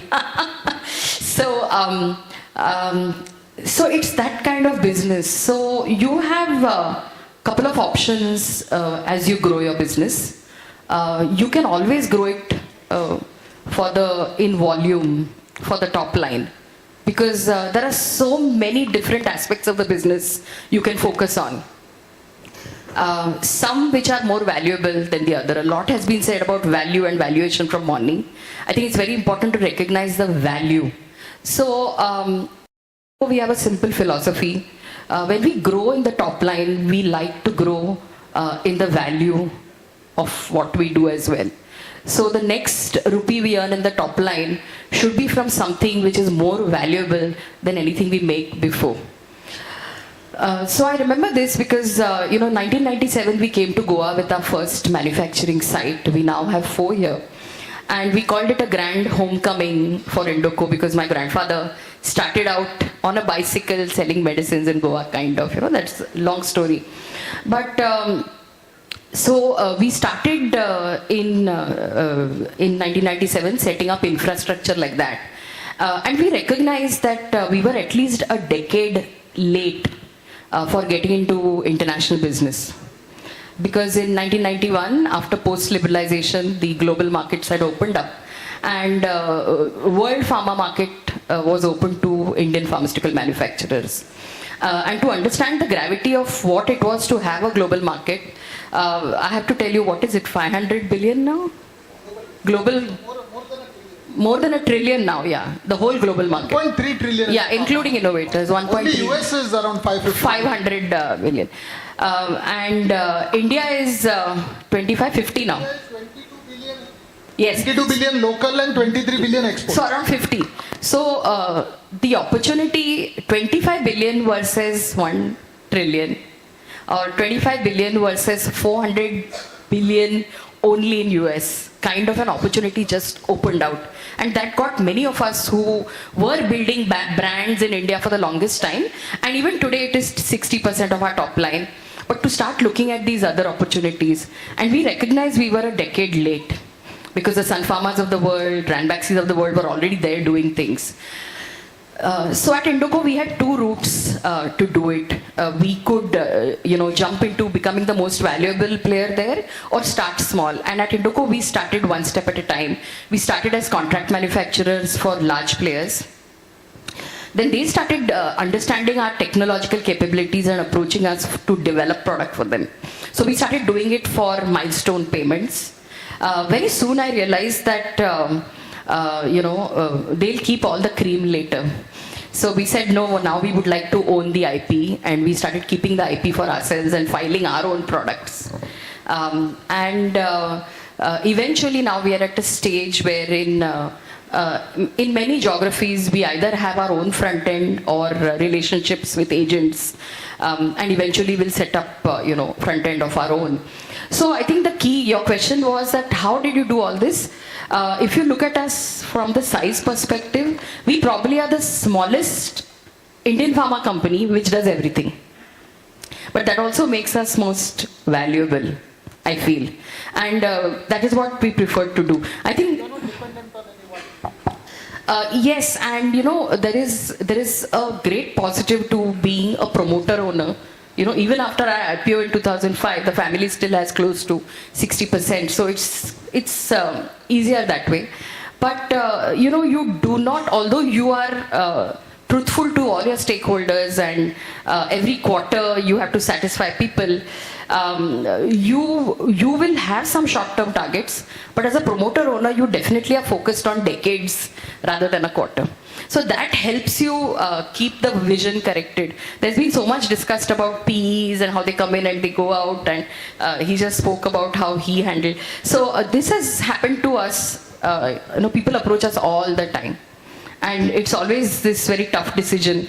And as somebody said, equity is the most valuable thing. So we have desisted. I'm not so sure about the fourth generation.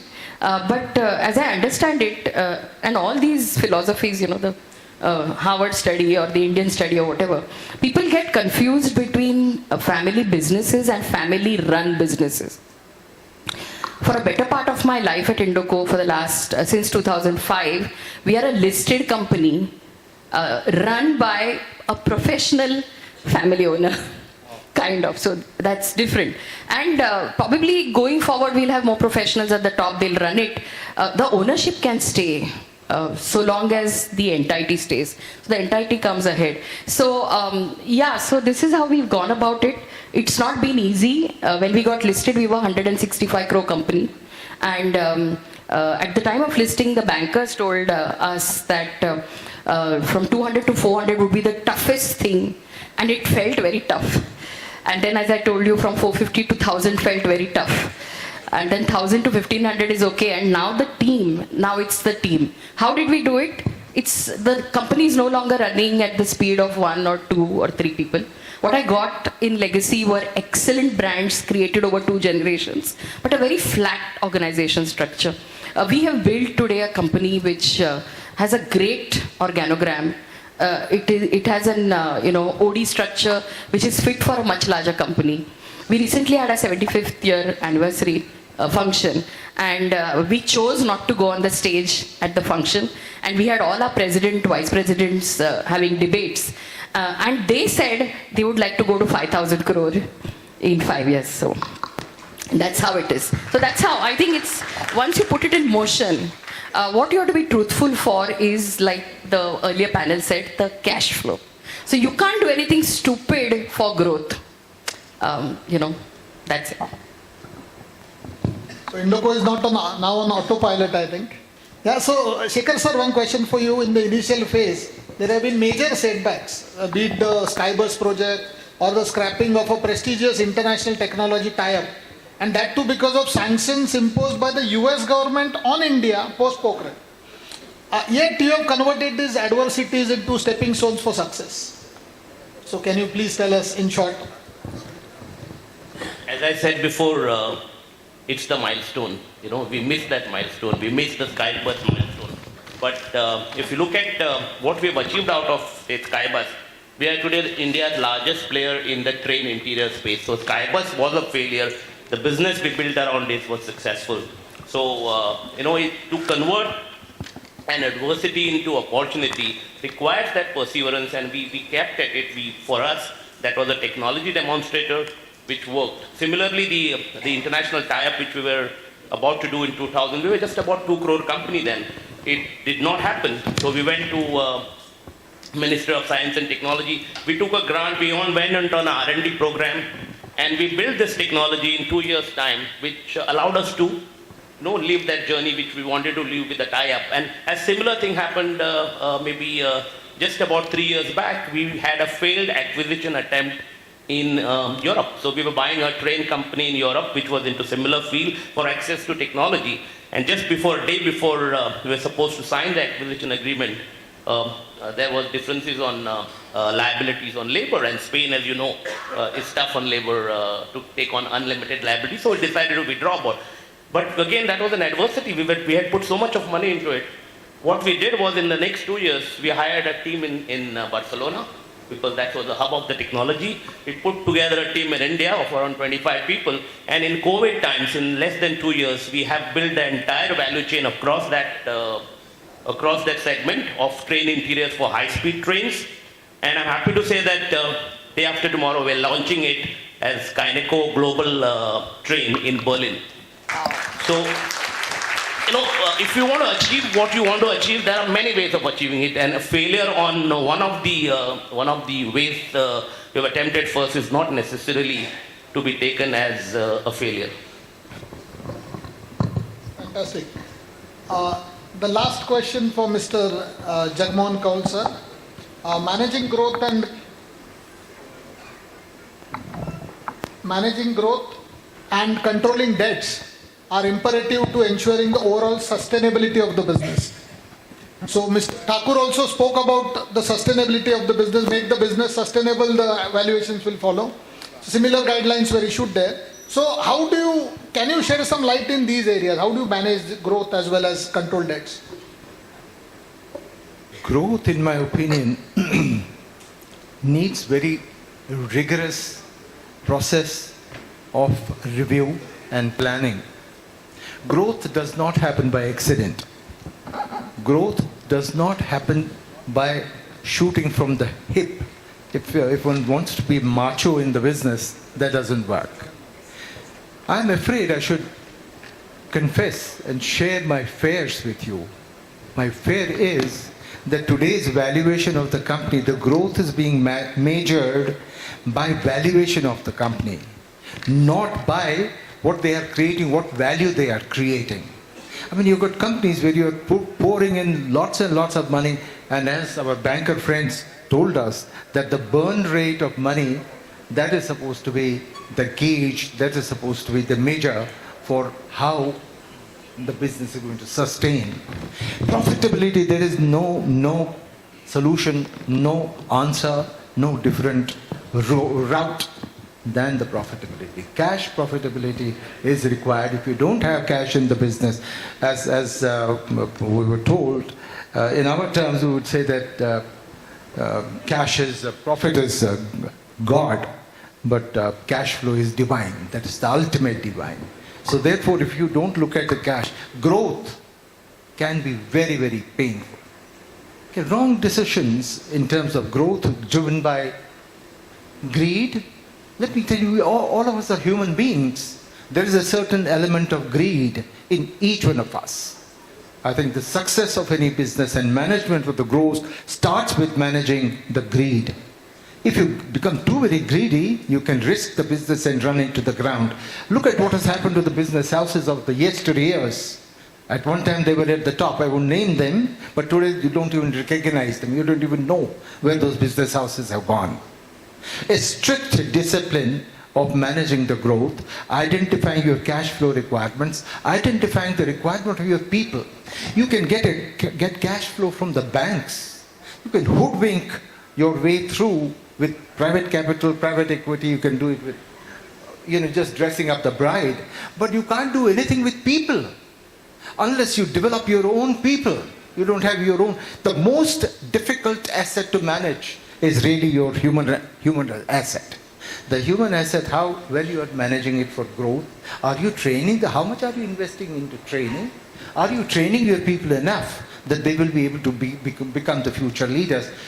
Let me tell you at this point, when most of the people would have normally retired from their businesses, that is the time when I started my business. Absolutely from Nothing. My family background wasn't that of a background where we were businessmen. We were actually, strictly academic kind of people, strictly people who were working with others. But then we said that, okay, we're going to start this business. Why? As somebody said, that there has to be a safety net. Yes, I had the safety net. Having worked for so many years with so many companies, capital security.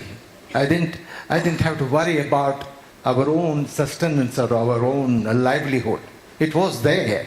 But then the only motivation for me was that whatever we have learned, what we have done in these 40 years, how to create an organization which can carry it forward and you leave a legacy. I mean, we owe, again I come back to our fundamental principles of being Saraswat Brahmins, that we are the ones who create value, and we create this value for the sake of not ourselves alone, but for the community. Our community. Community doesn't necessarily mean Saraswats, it's the community where we live. That is our upbringing. So therefore, whatever value we create, whatever businesses we do, growth is dependent upon the people that we have. It doesn't necessarily have to be the people belonging to that family. When my foreign, in these few years, that I started on my own, when my foreign partners look at our balance sheet, they say that we find no call in your balance sheet other than yourself. And I feel proud about it, because my people today, the human capital that I have in my company, they are day after day becoming more and more agile and fit to take over the business from me. Nothing is going, I'm not going to carry anything with me, but my people are going to carry this company into the future. I think growth has to be managed through the people and cash flow discipline and planning process. Thank you very much, Kaul sir. I think these were very passionate panelists from whom answers just flowed because they have been there, done that. Absolutely fantastic. So I'll quickly summarize this in 30 seconds and then I'll throw the floor open for questions. 2 questions we can have. I'll quickly summarize. So Aditi spoke about third generation management and winning amid great regulations and competition. Mr. Cole spoke about managing people, managing mergers, acquisitions and sustainable growth.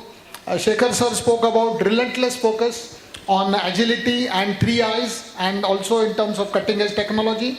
And Mr. Deven Parulekar spoke about successful diversification, taking on hospitality giants, and what I loved was the hackers mentality and also the agility. Terrific terms to take back home.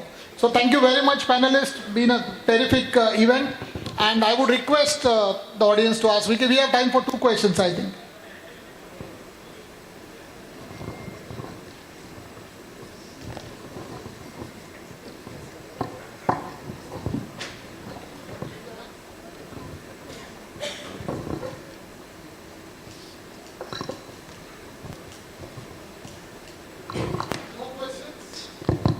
So I think we'll wind up. Thank you very much.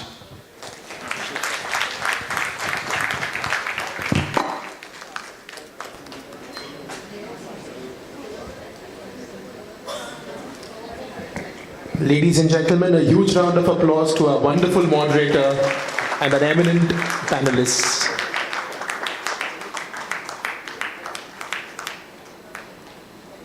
Thank you very much. We now move to the last leg of our felicitations. Let's start with Mr. Vijay Sardesai. Mr. Vijay Sardesai is a powerful politician from Goa who is currently a member of the Goa Legislative Assembly, representing the Fatorda constituency and the Supremo of the Goa Forward Party. He has been the Deputy Chief Minister of Goa. Mr. Sardesai has held the portfolios of Town and Country Planning, Agriculture, Archives and Archaeology, as well as Factories and Boilers in the previous government. He is known for his tagline, and I'm going to try this, Goe Kar Po. I hope I said it right. A true son of Goa. Ladies and gentlemen, please put your hands together and welcome Shri Vijay Sardesai. I request our chamber director, Mr. Girish Telang, to please do the honors. Huge round of applause, ladies and gentlemen.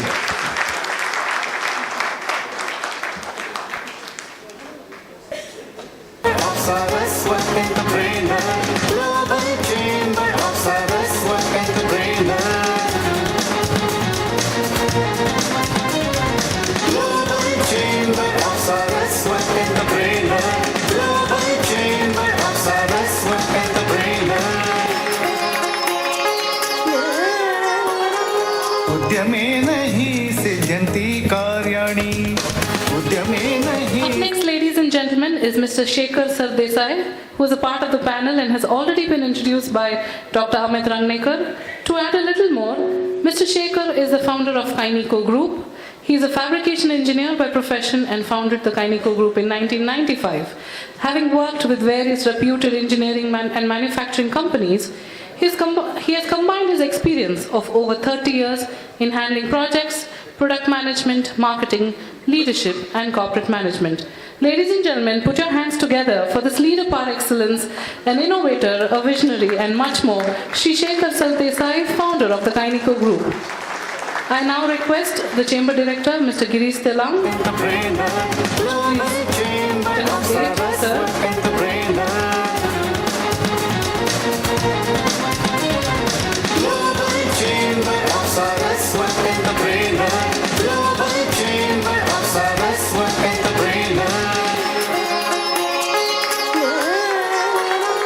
उद्यमे नहीं सिद्ध्यन्ति कार्याणि उद्यमे नहीं सिद्ध्यन्ति कार्याणि. Up next is a lady that I'm completely in awe of ever since I met her this evening, Miss Aditi Kare Panindikar, who's already been introduced by Dr. Amit Rangnekar in the session as a panelist. To add a little more, headquartered in Mumbai, Indoco is a fully integrated, research-oriented pharmaceutical company with a presence in 55 countries. The company has 9 manufacturing facilities and develops and manufactures a wide range of pharmaceutical products for the Indian and international markets. It generates more than 83 million prescriptions annually from over 3 lakh doctors belonging to various specialties. Sensodent, Sensoform, Kirodent. We have all heard these brands, haven't we? Now we know the lady behind them all. Put your hands together, ladies and gentlemen, for Ms. Aditi Kare Panindikar, a third-generation entrepreneur with sharp business acumen. I'd also like to invite on stage Mr. Sandeep Bambolkar, Director of Finance and Operations at Indoco Remedies Limited. Sandeep is joint MD. And we have a new logo. I'd now like to request Mr. Siddharth Sinkar to kindly... Saraswat Chamber, Global Chamber of Saraswat Chamber. Global Chamber of Saraswat Chamber. Global Chamber of Saraswat Chamber. उद्यमे नहीं सिद्ध्यन्ति कार्याणि उद्यमे नहीं सिद्ध्यन्ति कार्याणि. Thank you so much. Next up, we have a man whom I truly personally adore. He truly spreads happiness and sweetness everywhere he goes. A trip down under in 1997 was instrumental in shaping the entrepreneurial journey of Mr. Pradeep Pai, the managing director of Hungeo Ice Creams Private Limited. During his visit to Australia, Mr. Pradeep Pai dreamt and believed to carve a niche for himself in the highly competitive ice cream business. With his able team, he was able to steer the course of Hungeo towards product innovations, especially during the pandemic. Starting with Mangalore and now present in 8 states, Karnataka, Goa, Kerala, Tamil Nadu, Andhra Pradesh, Telangana, Maharashtra and Gujarat, they have taken the ice cream industry truly by surprise with 60 plus variants and 160 plus stock keeping units. Hungeo promises to keep adding to these numbers and make the customer say, Ami Hongyok Vachuya, or let us go to Hungeo. I have had the glorious opportunity to interact with him personally on numerous occasions. He is truly an extremely kind and large-hearted man, the man who always adds the sweet touch to every occasion. Ladies and gentlemen, an entrepreneur, a philanthropist and a proud Saraswat, please put your hands together and welcome Mr. Pradeep Pai. I request Mr. Amit Pandit to please do the honors.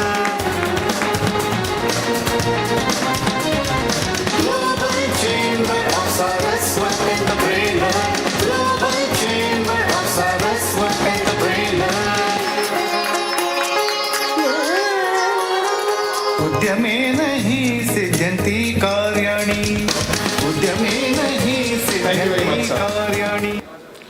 Next up, we have Mr. R.S. Shanbag, founder, chairman and CEO of Value Points System Private Limited. Taking the road less traveled as a first-generation entrepreneur, rising from humble beginnings, founding Value Point Systems in 1991, he realized the company's vision of becoming a leading and empowering digital transform catalyst. His resonating passion for creativity and innovation established Value Point as a leading IT infrastructure services company. His persistence for innovation strategies saw the emergence of the Value Point Group as a globally recognized company, a dominant leader in everything digital.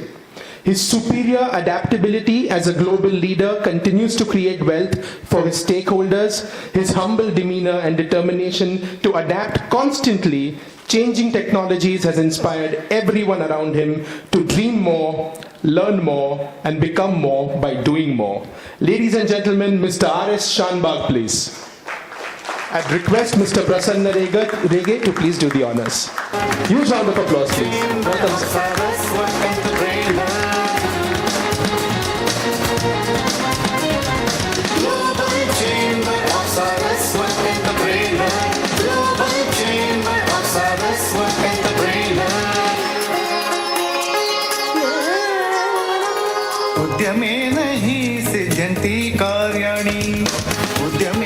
Up next, ladies and gentlemen, is Mr. Kishore Masurkar, Director, Entourage Pharmaceuticals Limited. He currently holds directorship in 6 active private and public limited companies, and he also holds the directorship with our Global Chamber of Saraswat Entrepreneurs. Today, under the leadership of the Masurkar family, Entourage has grown from strength to strength and is one of the fastest growing pharmaceutical companies in the ophthalmic ENT segment in various markets around the world, with 40 years of specialized expertise in product development and manufacturing. Huge round of applause, ladies and gentlemen, for this pioneer and visionary in the field of specialty pharmaceuticals, Mr. Kishore Masurkar. May I now request Mr. Siddharth Sinkar, Director of the Chamber. Global Chamber of Saraswat Entrepreneurs. Global Chamber of Saraswat Entrepreneurs. में नहीं सिद्ध्यन्ति कार्याणि उद्यमे नहीं सिद्ध्यन्ति कार्याणि उद्यमे नहीं सिद्ध्यन्ति. Next up, we have a brand which is very, very famous in Satara. Palekar Foods Private Limited introduced Satara and its neighboring regions to a variety of bakery products, all of which were self-developed recipes made through self-learned technologies. But today, through a combination of advanced technology like rotary rack ovens and a rich legacy of products and taste, Palekar Foods has become a preferred name of the people when it comes to delightful bakery products. Over the decades, Palekar Foods has evolved while continuously staying ahead of their times.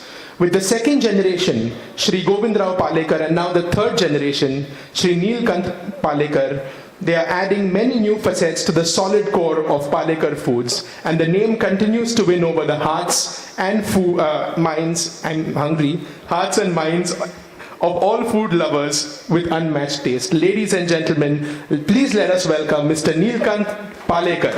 I'd like to request Dr. Ajit Gunjikar, please, to do the honors. Sir, I've tried your products. They are truly, truly wonderful. Yes, yes, absolutely. Global Chamber of Saraswat Entrepreneurs. Global Chamber of Saraswat Entrepreneurs. उद्यमे नहीं सिद्ध्यन्ति कार्याणि उद्यमे नहीं सिद्ध्यन्ति. When we talk about Swarna Jewelers, we talk about quality, precision, finesse, innovation and craftsmanship. A household name for jewelry in Karnataka, today Swarna is the most traditional, eminent, prominent, rapid expanding brand of Karnataka state. Branched into 9 branches across 6 districts in Karnataka, headquarters being in Udupi, they house 355 staffs and artisans. It's best known for its temple artifacts and traditional jewelry. You go to any temple in Karnataka, the temple artifacts made in gold are definitely from Swarna. For over 50 years, the Gujjari Swarna Group has set the standard for fine personalized jewelry industry-wise, that tradition carries on today. Put your hands together, ladies and gentlemen, for the favorite jewelry brand of Karnataka, Gujari Swarna Jewelers, represented by Gujari Deepak Naik. Gurudat Naik, sorry, I'm so sorry. Put your hands together, ladies and gentlemen, for this young Turk here, representing the Swarna Group. May I now request Mr. Vaibhav Varelkar, Director of the Chamber, to kindly felicitate us.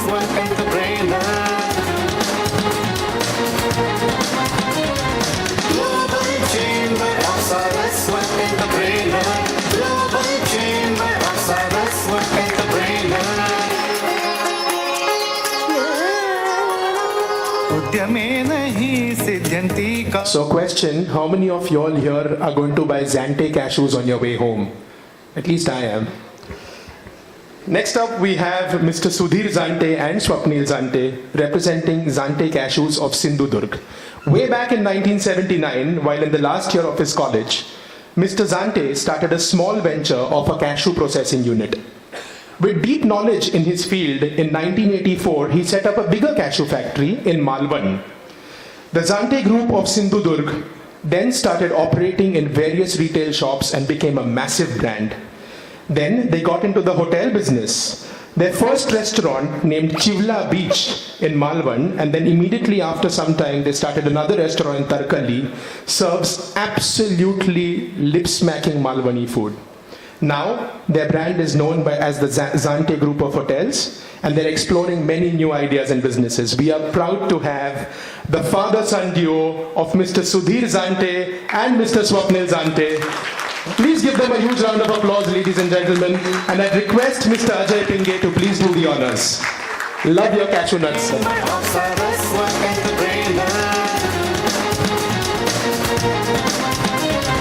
Global Chamber of Saraswat Entrepreneur. Global Chamber of Saraswat Entrepreneur.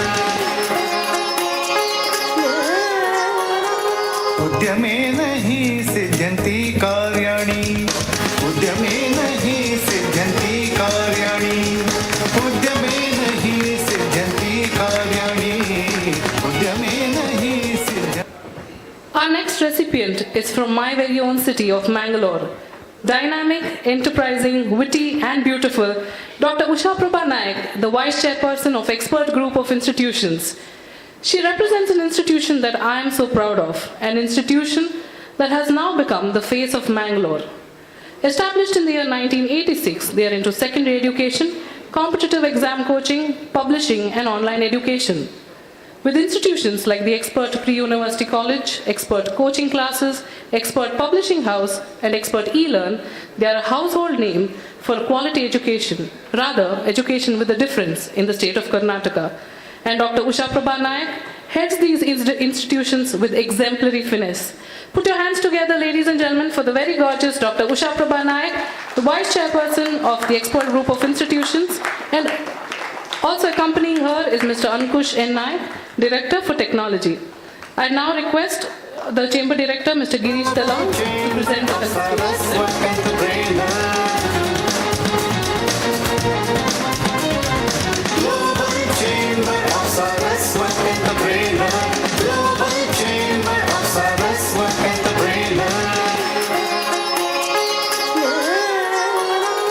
उद्यमे नहीं सिद्ध्यन्ति कार्याणि. उद्यमे नहीं सिद्ध्यन्ति कार्याणि. उद्यमे नहीं सिद्ध्यन्ति कार्याणि. Ladies and gentlemen, our next recipient is Mr. Vinayak Patkar. Mr. Patkar is a lawyer appearing in the High Court and Supreme Court and specializes in GST, sales tax and other indirect taxes for the past 35 years. He was the president of the Sales Tax Tribunal Association twice. He is a past president of GST Practitioners Association of Maharashtra. Mr. Patkar is also on the National Executive Committee of the All India Federation of Tax Practitioners. He advises several trade organizations like the Builders Association of India, Maharashtra Chamber of Housing Industry, Indian Diagnostic Products Manufacturers Association, etc. Ladies and gentlemen, put your hands together for this very enterprising personality, Mr. Vinayak Patkar. May I now request the Chamber Director, Mr. Samit Saraf, to do the needful.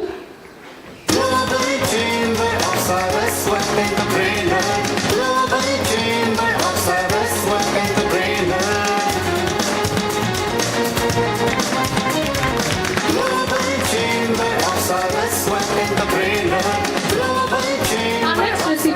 felicitation this evening is Mr. Dilip Salgaonkar. Put your hands together, ladies and gentlemen. He has proved his mettle as an industrious business leader as he took on the mantle of Managing Director of Geno Pharmaceuticals. For his long and inspiring career, he was recognized with the Lifetime Achievement Award by the Goa State Industries Association. A figurehead across organizations, he was the Vice President of the Goa Chamber of Commerce and Industry and is known to be instrumental in the growth of the Indian Red Cross Society. Mr. Salgaonkar also enjoys sports, and a testament to his sporting passion is his role in the past as the treasurer of the Sports Authority of Goa. He has also founded many associations relating to cricket, football and snooker. Mr. Salgaonkar was a district governor of the Rotary Club of Mapsa. He dives deeply into the cultural interests of his locale. It is no wonder that Mr. Dilip, with his able leadership and sporting appreciation, is also the president of the Geno Sports Club. Put your hands together, ladies and gentlemen, for the very versatile Mr. Dilip Salgaonkar. May I now request the Chamber Director, Mr. Siddharth Sinkar, to present the token of our appreciation to Mr. Saraswat Entrepreneur, Global Chamber of Saraswat Entrepreneur. उद्यमे नहीं सिद्ध्यन्ति कार्याणि, उद्यमे नहीं सिद्ध्यन्ति. Ladies and gentlemen, the next felicitation goes to Mr. Pravas Naik from the Nano Enterprises. Established in the year 1972, they are into real estate, electrical infrastructure, hospitality, farming and mining. Nano Enterprises, Nano Estates, Nano Engineers, Nano Industries, Nano Farms, Nano Lifestyle. I'm sure these are the names we've all heard. Now you know the man behind them. Welcome on stage, ladies and gentlemen, Mr. Pravas Naik from Nano Enterprises. I now request Mr. Amit Pandit to do the needful. He's already left, ladies and gentlemen. With that, we come to the end of the felicitation. Over to you, Mohit. Thank you, Vatika. Ladies and gentlemen, our Saraswat Chamber is growing from strength to strength with each passing day. The entire Saraswat Chamber team is working tirelessly to ensure that each and every member and Saraswat brethren benefits from the Chamber initiatives. Every ship needs a captain, every battalion a brigadier. I'd like to welcome now a personality who has literally made the Chamber his life. He works day and night, and the Chamber, its functioning and growth, probably now runs in his DNA. He is himself an extremely successful chartered accountant with his own firm. He has over 25 years of experience in income tax, international taxation, company law, banking and finance. He's also a champion entrepreneur and runs a successful business helping international corporates set up base in India and helps Indian companies to do the same abroad. Truly a global player whom I fondly call the international Khiladi, one of the founding directors of the Global Chamber of Saraswat Entrepreneurs. Ladies and gentlemen, let's have a huge round of applause for Mr. Siddharth Sinkar.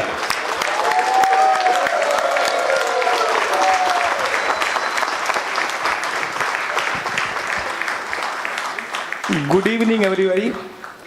First of all, I have to thank each one of you for coming here today. As Suresh Prabhu sir said, to organize these many numbers in Goa is extremely difficult, and I'm very happy as well as proud that we have not only Goans but also people from Delhi to Kochi, and next year we have one person from London as well today. Okay, so he called me and he said, Siddharth, I'm coming here for your program from London. Okay, so first of all, again, I thank every one of you. I think to speak after these stalwarts and especially Ullas Kamath sir is something an extremely difficult task, but I would take only few minutes because now I'm standing between you and you know what. Okay. So as Ullas Kamath sir said that from here onwards first, of course, we tried to develop a platform and which we are fairly successful we have a platform where entrepreneurs can connect with each other. And the next attempt which we need to focus on is to invite young people to take the entrepreneurships. When I had been to his place about a month back, he said that because of this disruption of businesses, your kids are going to getting a job is going to be extremely difficult. So you need to have an entrepreneurship spirit in every child of yours. And at Global Chamber, you should focus more on this aspect, and the networking will otherwise also happen. So this is something which has given us a thinking, another direction of thinking, and where he has also committed, of course today he himself committed, that he will take care of the Bangalore expansion of the chapter. So we had a thought on those similar lines, where I, along with Amit Pandit and Amit Rangnekar, who just moderated the last session, we had discussed that we should create some kind of a small courses wherein we invite very young people, and we should have some kind of a marketing as well as finance case studies presented to them. This should be basically they will take it as an example, and they should be able to implement it in their routine activities. So we already have designed. Thanks to Amit Pandit and Amit Rangnekar. I just want you all to have a big round of applause because this work has already been done. Now we have to just announce as to when we have these kind of sessions. Now the only challenge is, of course, I am very happy again say that you have so many numbers, but each one of us need to take another effort that we should invite young people also along with us. Today my son is not there, he's 14, but I will tell you that in all Saraswat Chamber meeting which has happened in Mumbai and Pune, I had taken him. So even at the age of, so what I feel is I always urge, so even if your son or a daughter is, even if she is 10-year-old, I feel that you should get her or him to this activity. There may be some small takeaways, but then they are extremely keen observer, keen learner. So they will certainly note something which you would not have noted. And I have this experience from my own son. He's not doing very great in academics, but his sharp mind has helped me. Pradeep Paini te सांगितलं होतं. I'm just speaking sometimes in Marathi. So Pradeep Paisa language मध्ये आलं होतं म्हणजे he knows the key points of the discussion, and I am 100% sure that this adaptability is extremely high in terms of with the young generation. So we should also, apart from networking, we should also see to it that how we help our young generation. And we are very thankful. So I am extremely open to all the suggestions. The way Ullas Kamath sir said, I am a big fan of his. Of course, now after listening to him, I am sure that everybody wants to have Ullas Kamath in all our events. Okay, and he's even very kind. He says, Siddharth, whenever you call, I am there. Just give me 1 month advance, and if I am not having any major commitment, I will come to wherever you ask for. So that's what support we get it from Ullas Kamath's kind of personalities. I have many thank yous, but vote of thanks will be done by my dearest friend from Goa, Praveen. So, but wherever I traveled for this Saraswat Chamber, especially in last couple of months, and I got very good response. So first is Mangalore when I went, because my first, whenever I think of Saraswat community, I think Mangalore as one of the key strong city, and where MN Pai, he has been extremely, MN is there? So, sorry. So big round of applause to Eman. He has visited almost all GSB's places and invited personally. So whosoever we have today from Mangalore is because of Eman Pai. I had a similar thing with Sanket Nayak from Bangalore. I had, of course, the list is more and more. I don't want to make you again wait for the what you have. But now, after doing this, all this, when we had this conference in Idea, so we thought that let us first invite people.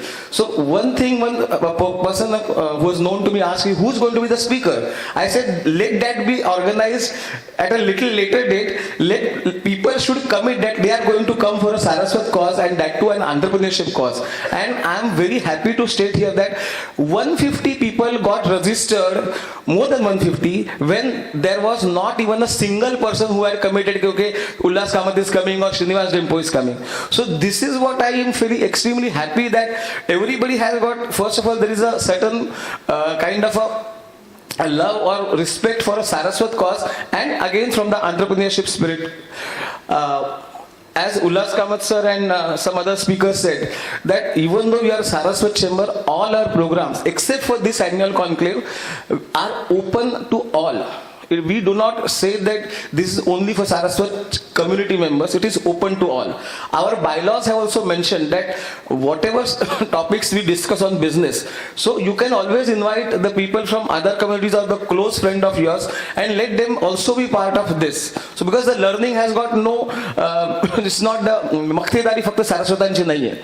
So that I would like to state. Again, now we are building a platform, we want to make many things like developing an app. Again, I should like to mention one thing, that we have a membership process, and I request all those who have not taken the membership to become a member of the chamber as early as possible, because we have created a database of members, and that database has been already published on the website of Saraswat Chamber. And whenever I connect to any entrepreneur and he asks me for any kind of a service or product, I always say, please check the website of Saraswat Chamber, you will get some of the other vendor. And that website has been created city-wise, your profession-wise.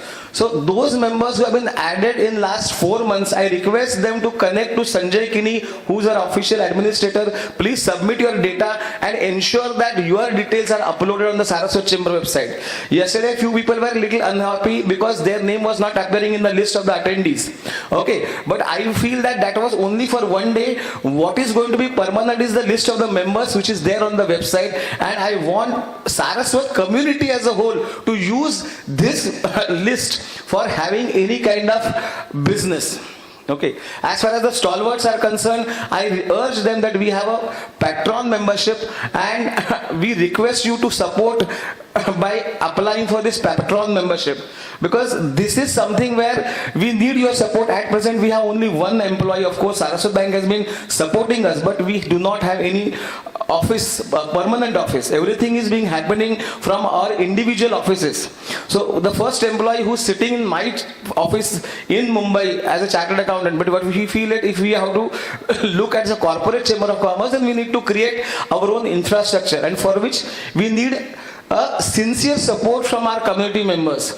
So the main, we may not be having these kind of events where we will have a lot of, you can say, showbazi or what, because this is not our culture. But yes, once a year we can certainly have this kind of an event wherein we invite people, and I feel that Goans are the best hosts, because everybody has expressed that the way all the team from Goa, it's not just one person Kakode, it's not 2 people, it's not 3 people, it's at least 40 people from Goa were there yesterday. And everybody was keen to support. And there was absolutely, even if you have to put the goodies in the goodie bag, the people of maybe chartered accountant or big businessman, they're not hesitating to do this kind of job. And that is where we find that we have a great unity. And I'm extremely thankful for not only Goa teams, but from every person who has come from his city to here and making this event a successful one. Before I end, of course, we have a pleasant task of Thanksgiving by Praveen Kakode. So we completed our 3 years on 12th September 2022, and we want to celebrate our 3rd anniversary. I request all the directors of the chamber to come forward. We'll have a small cake cutting, and after that we'll have a vote of thanks, and after that we can end for today. I know I'm taking too much of time, but still I'm extremely happy that all of us are standing, are here. Nobody has left, or maybe barring 1 or 2 people. But again, please become member of the chamber. Those who are stalwarts, please become patron member. Patron member is like a life member, and we need your support at this junction of time. I think that's it. Thank you very much. I request all the directors to come on the stage, and we will have a small cake cutting.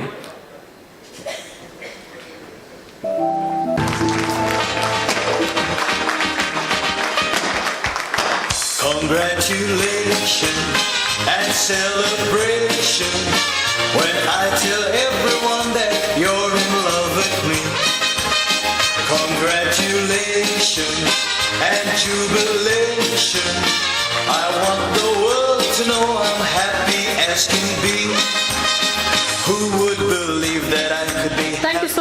Mr. Siddharth Sinkar and the team.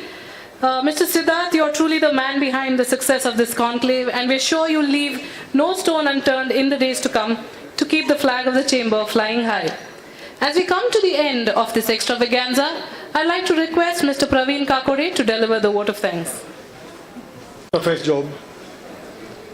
So, I think this has been a wonderful session, and one of the major problems we faced yesterday was too many volunteers. I mean, I was getting calls not for registrations, but people voluntarily saying, we want to come and do something.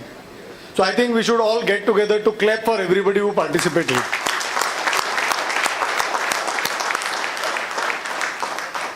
Most importantly, I think this program would not have been possible if it had not been for the strong support that we got from Saraswat Bank. I think this has been a pillar of strength, and I think it really requires a big applause. We also had SVC Bank and Entrod Pharmaceuticals as the silver sponsors, NKGSP Cooperative Bank as the bronze sponsors, and very important sponsors, the pouring partners, Paul John, Big Banyan and Nirvana. Now, for all the beautiful event that you have experienced the whole evening, there are two partners we have had, that is Conquer Events and Shamang. So I think we should clap for them because this is entirely done by them. Now, I want to keep this very short, but I can't complete this without a very important thing which needs to be done. Okay? Today is Vishwakarma Jayanti. And if this chamber is there, we have a Vishwakarma among us who has worked tirelessly for that. So I will request Siddharth to come on stage, and it cannot be complete if his better half is not there with him. I think we should clap for both of them to come on stage.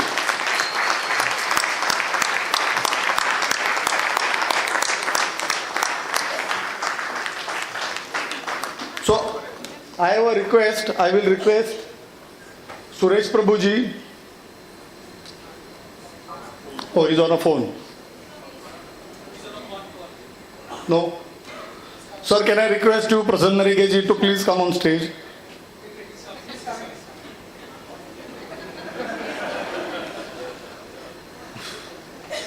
Sorry.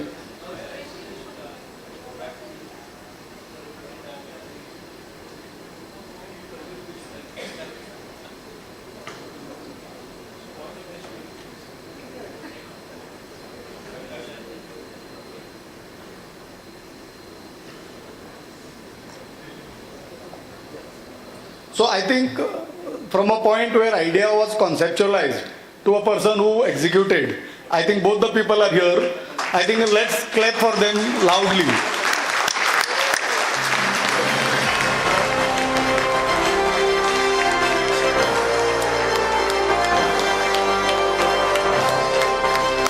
Loud clap.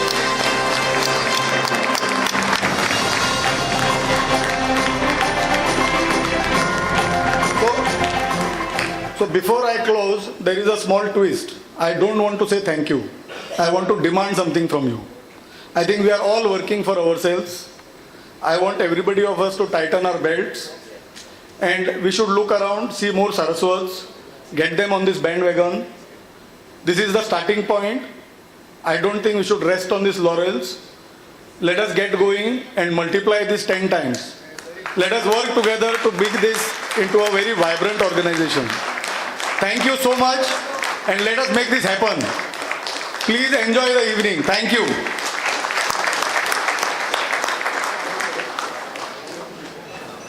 Thank you so much, Mr. Kakode. So, ladies and gentlemen, we have finally come to the end of our conclave. I would like to thank each and every one of you for being such a lovely audience. So a huge round of applause for you. Ladies and gentlemen, thank you. Pharmaceuticals.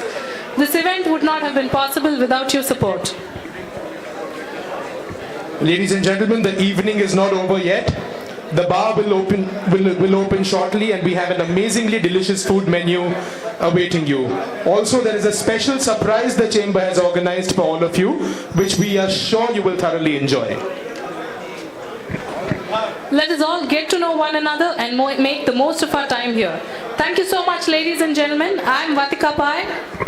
And I'm Mohit Bhende. We'll see you soon, we'll see you soon once again. Thank you very much and have a lovely evening. Thank you.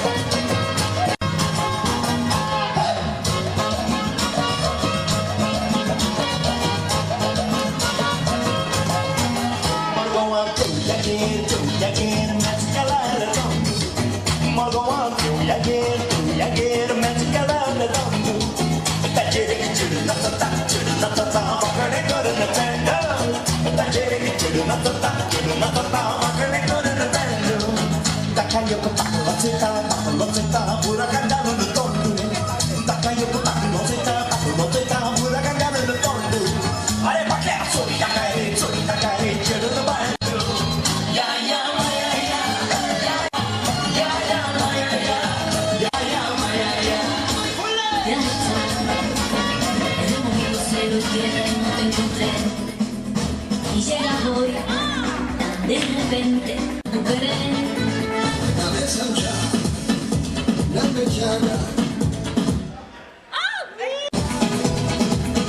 Quédate cerca de mí.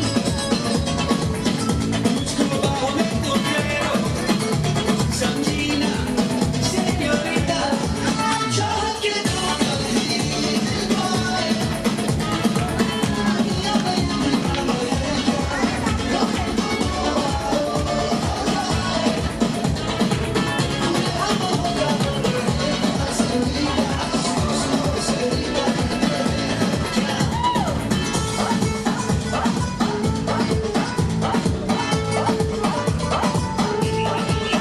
jamás podré respetar el sentido de las palabras que me el calor de tu mirada me hace sentir como la más bella señorita.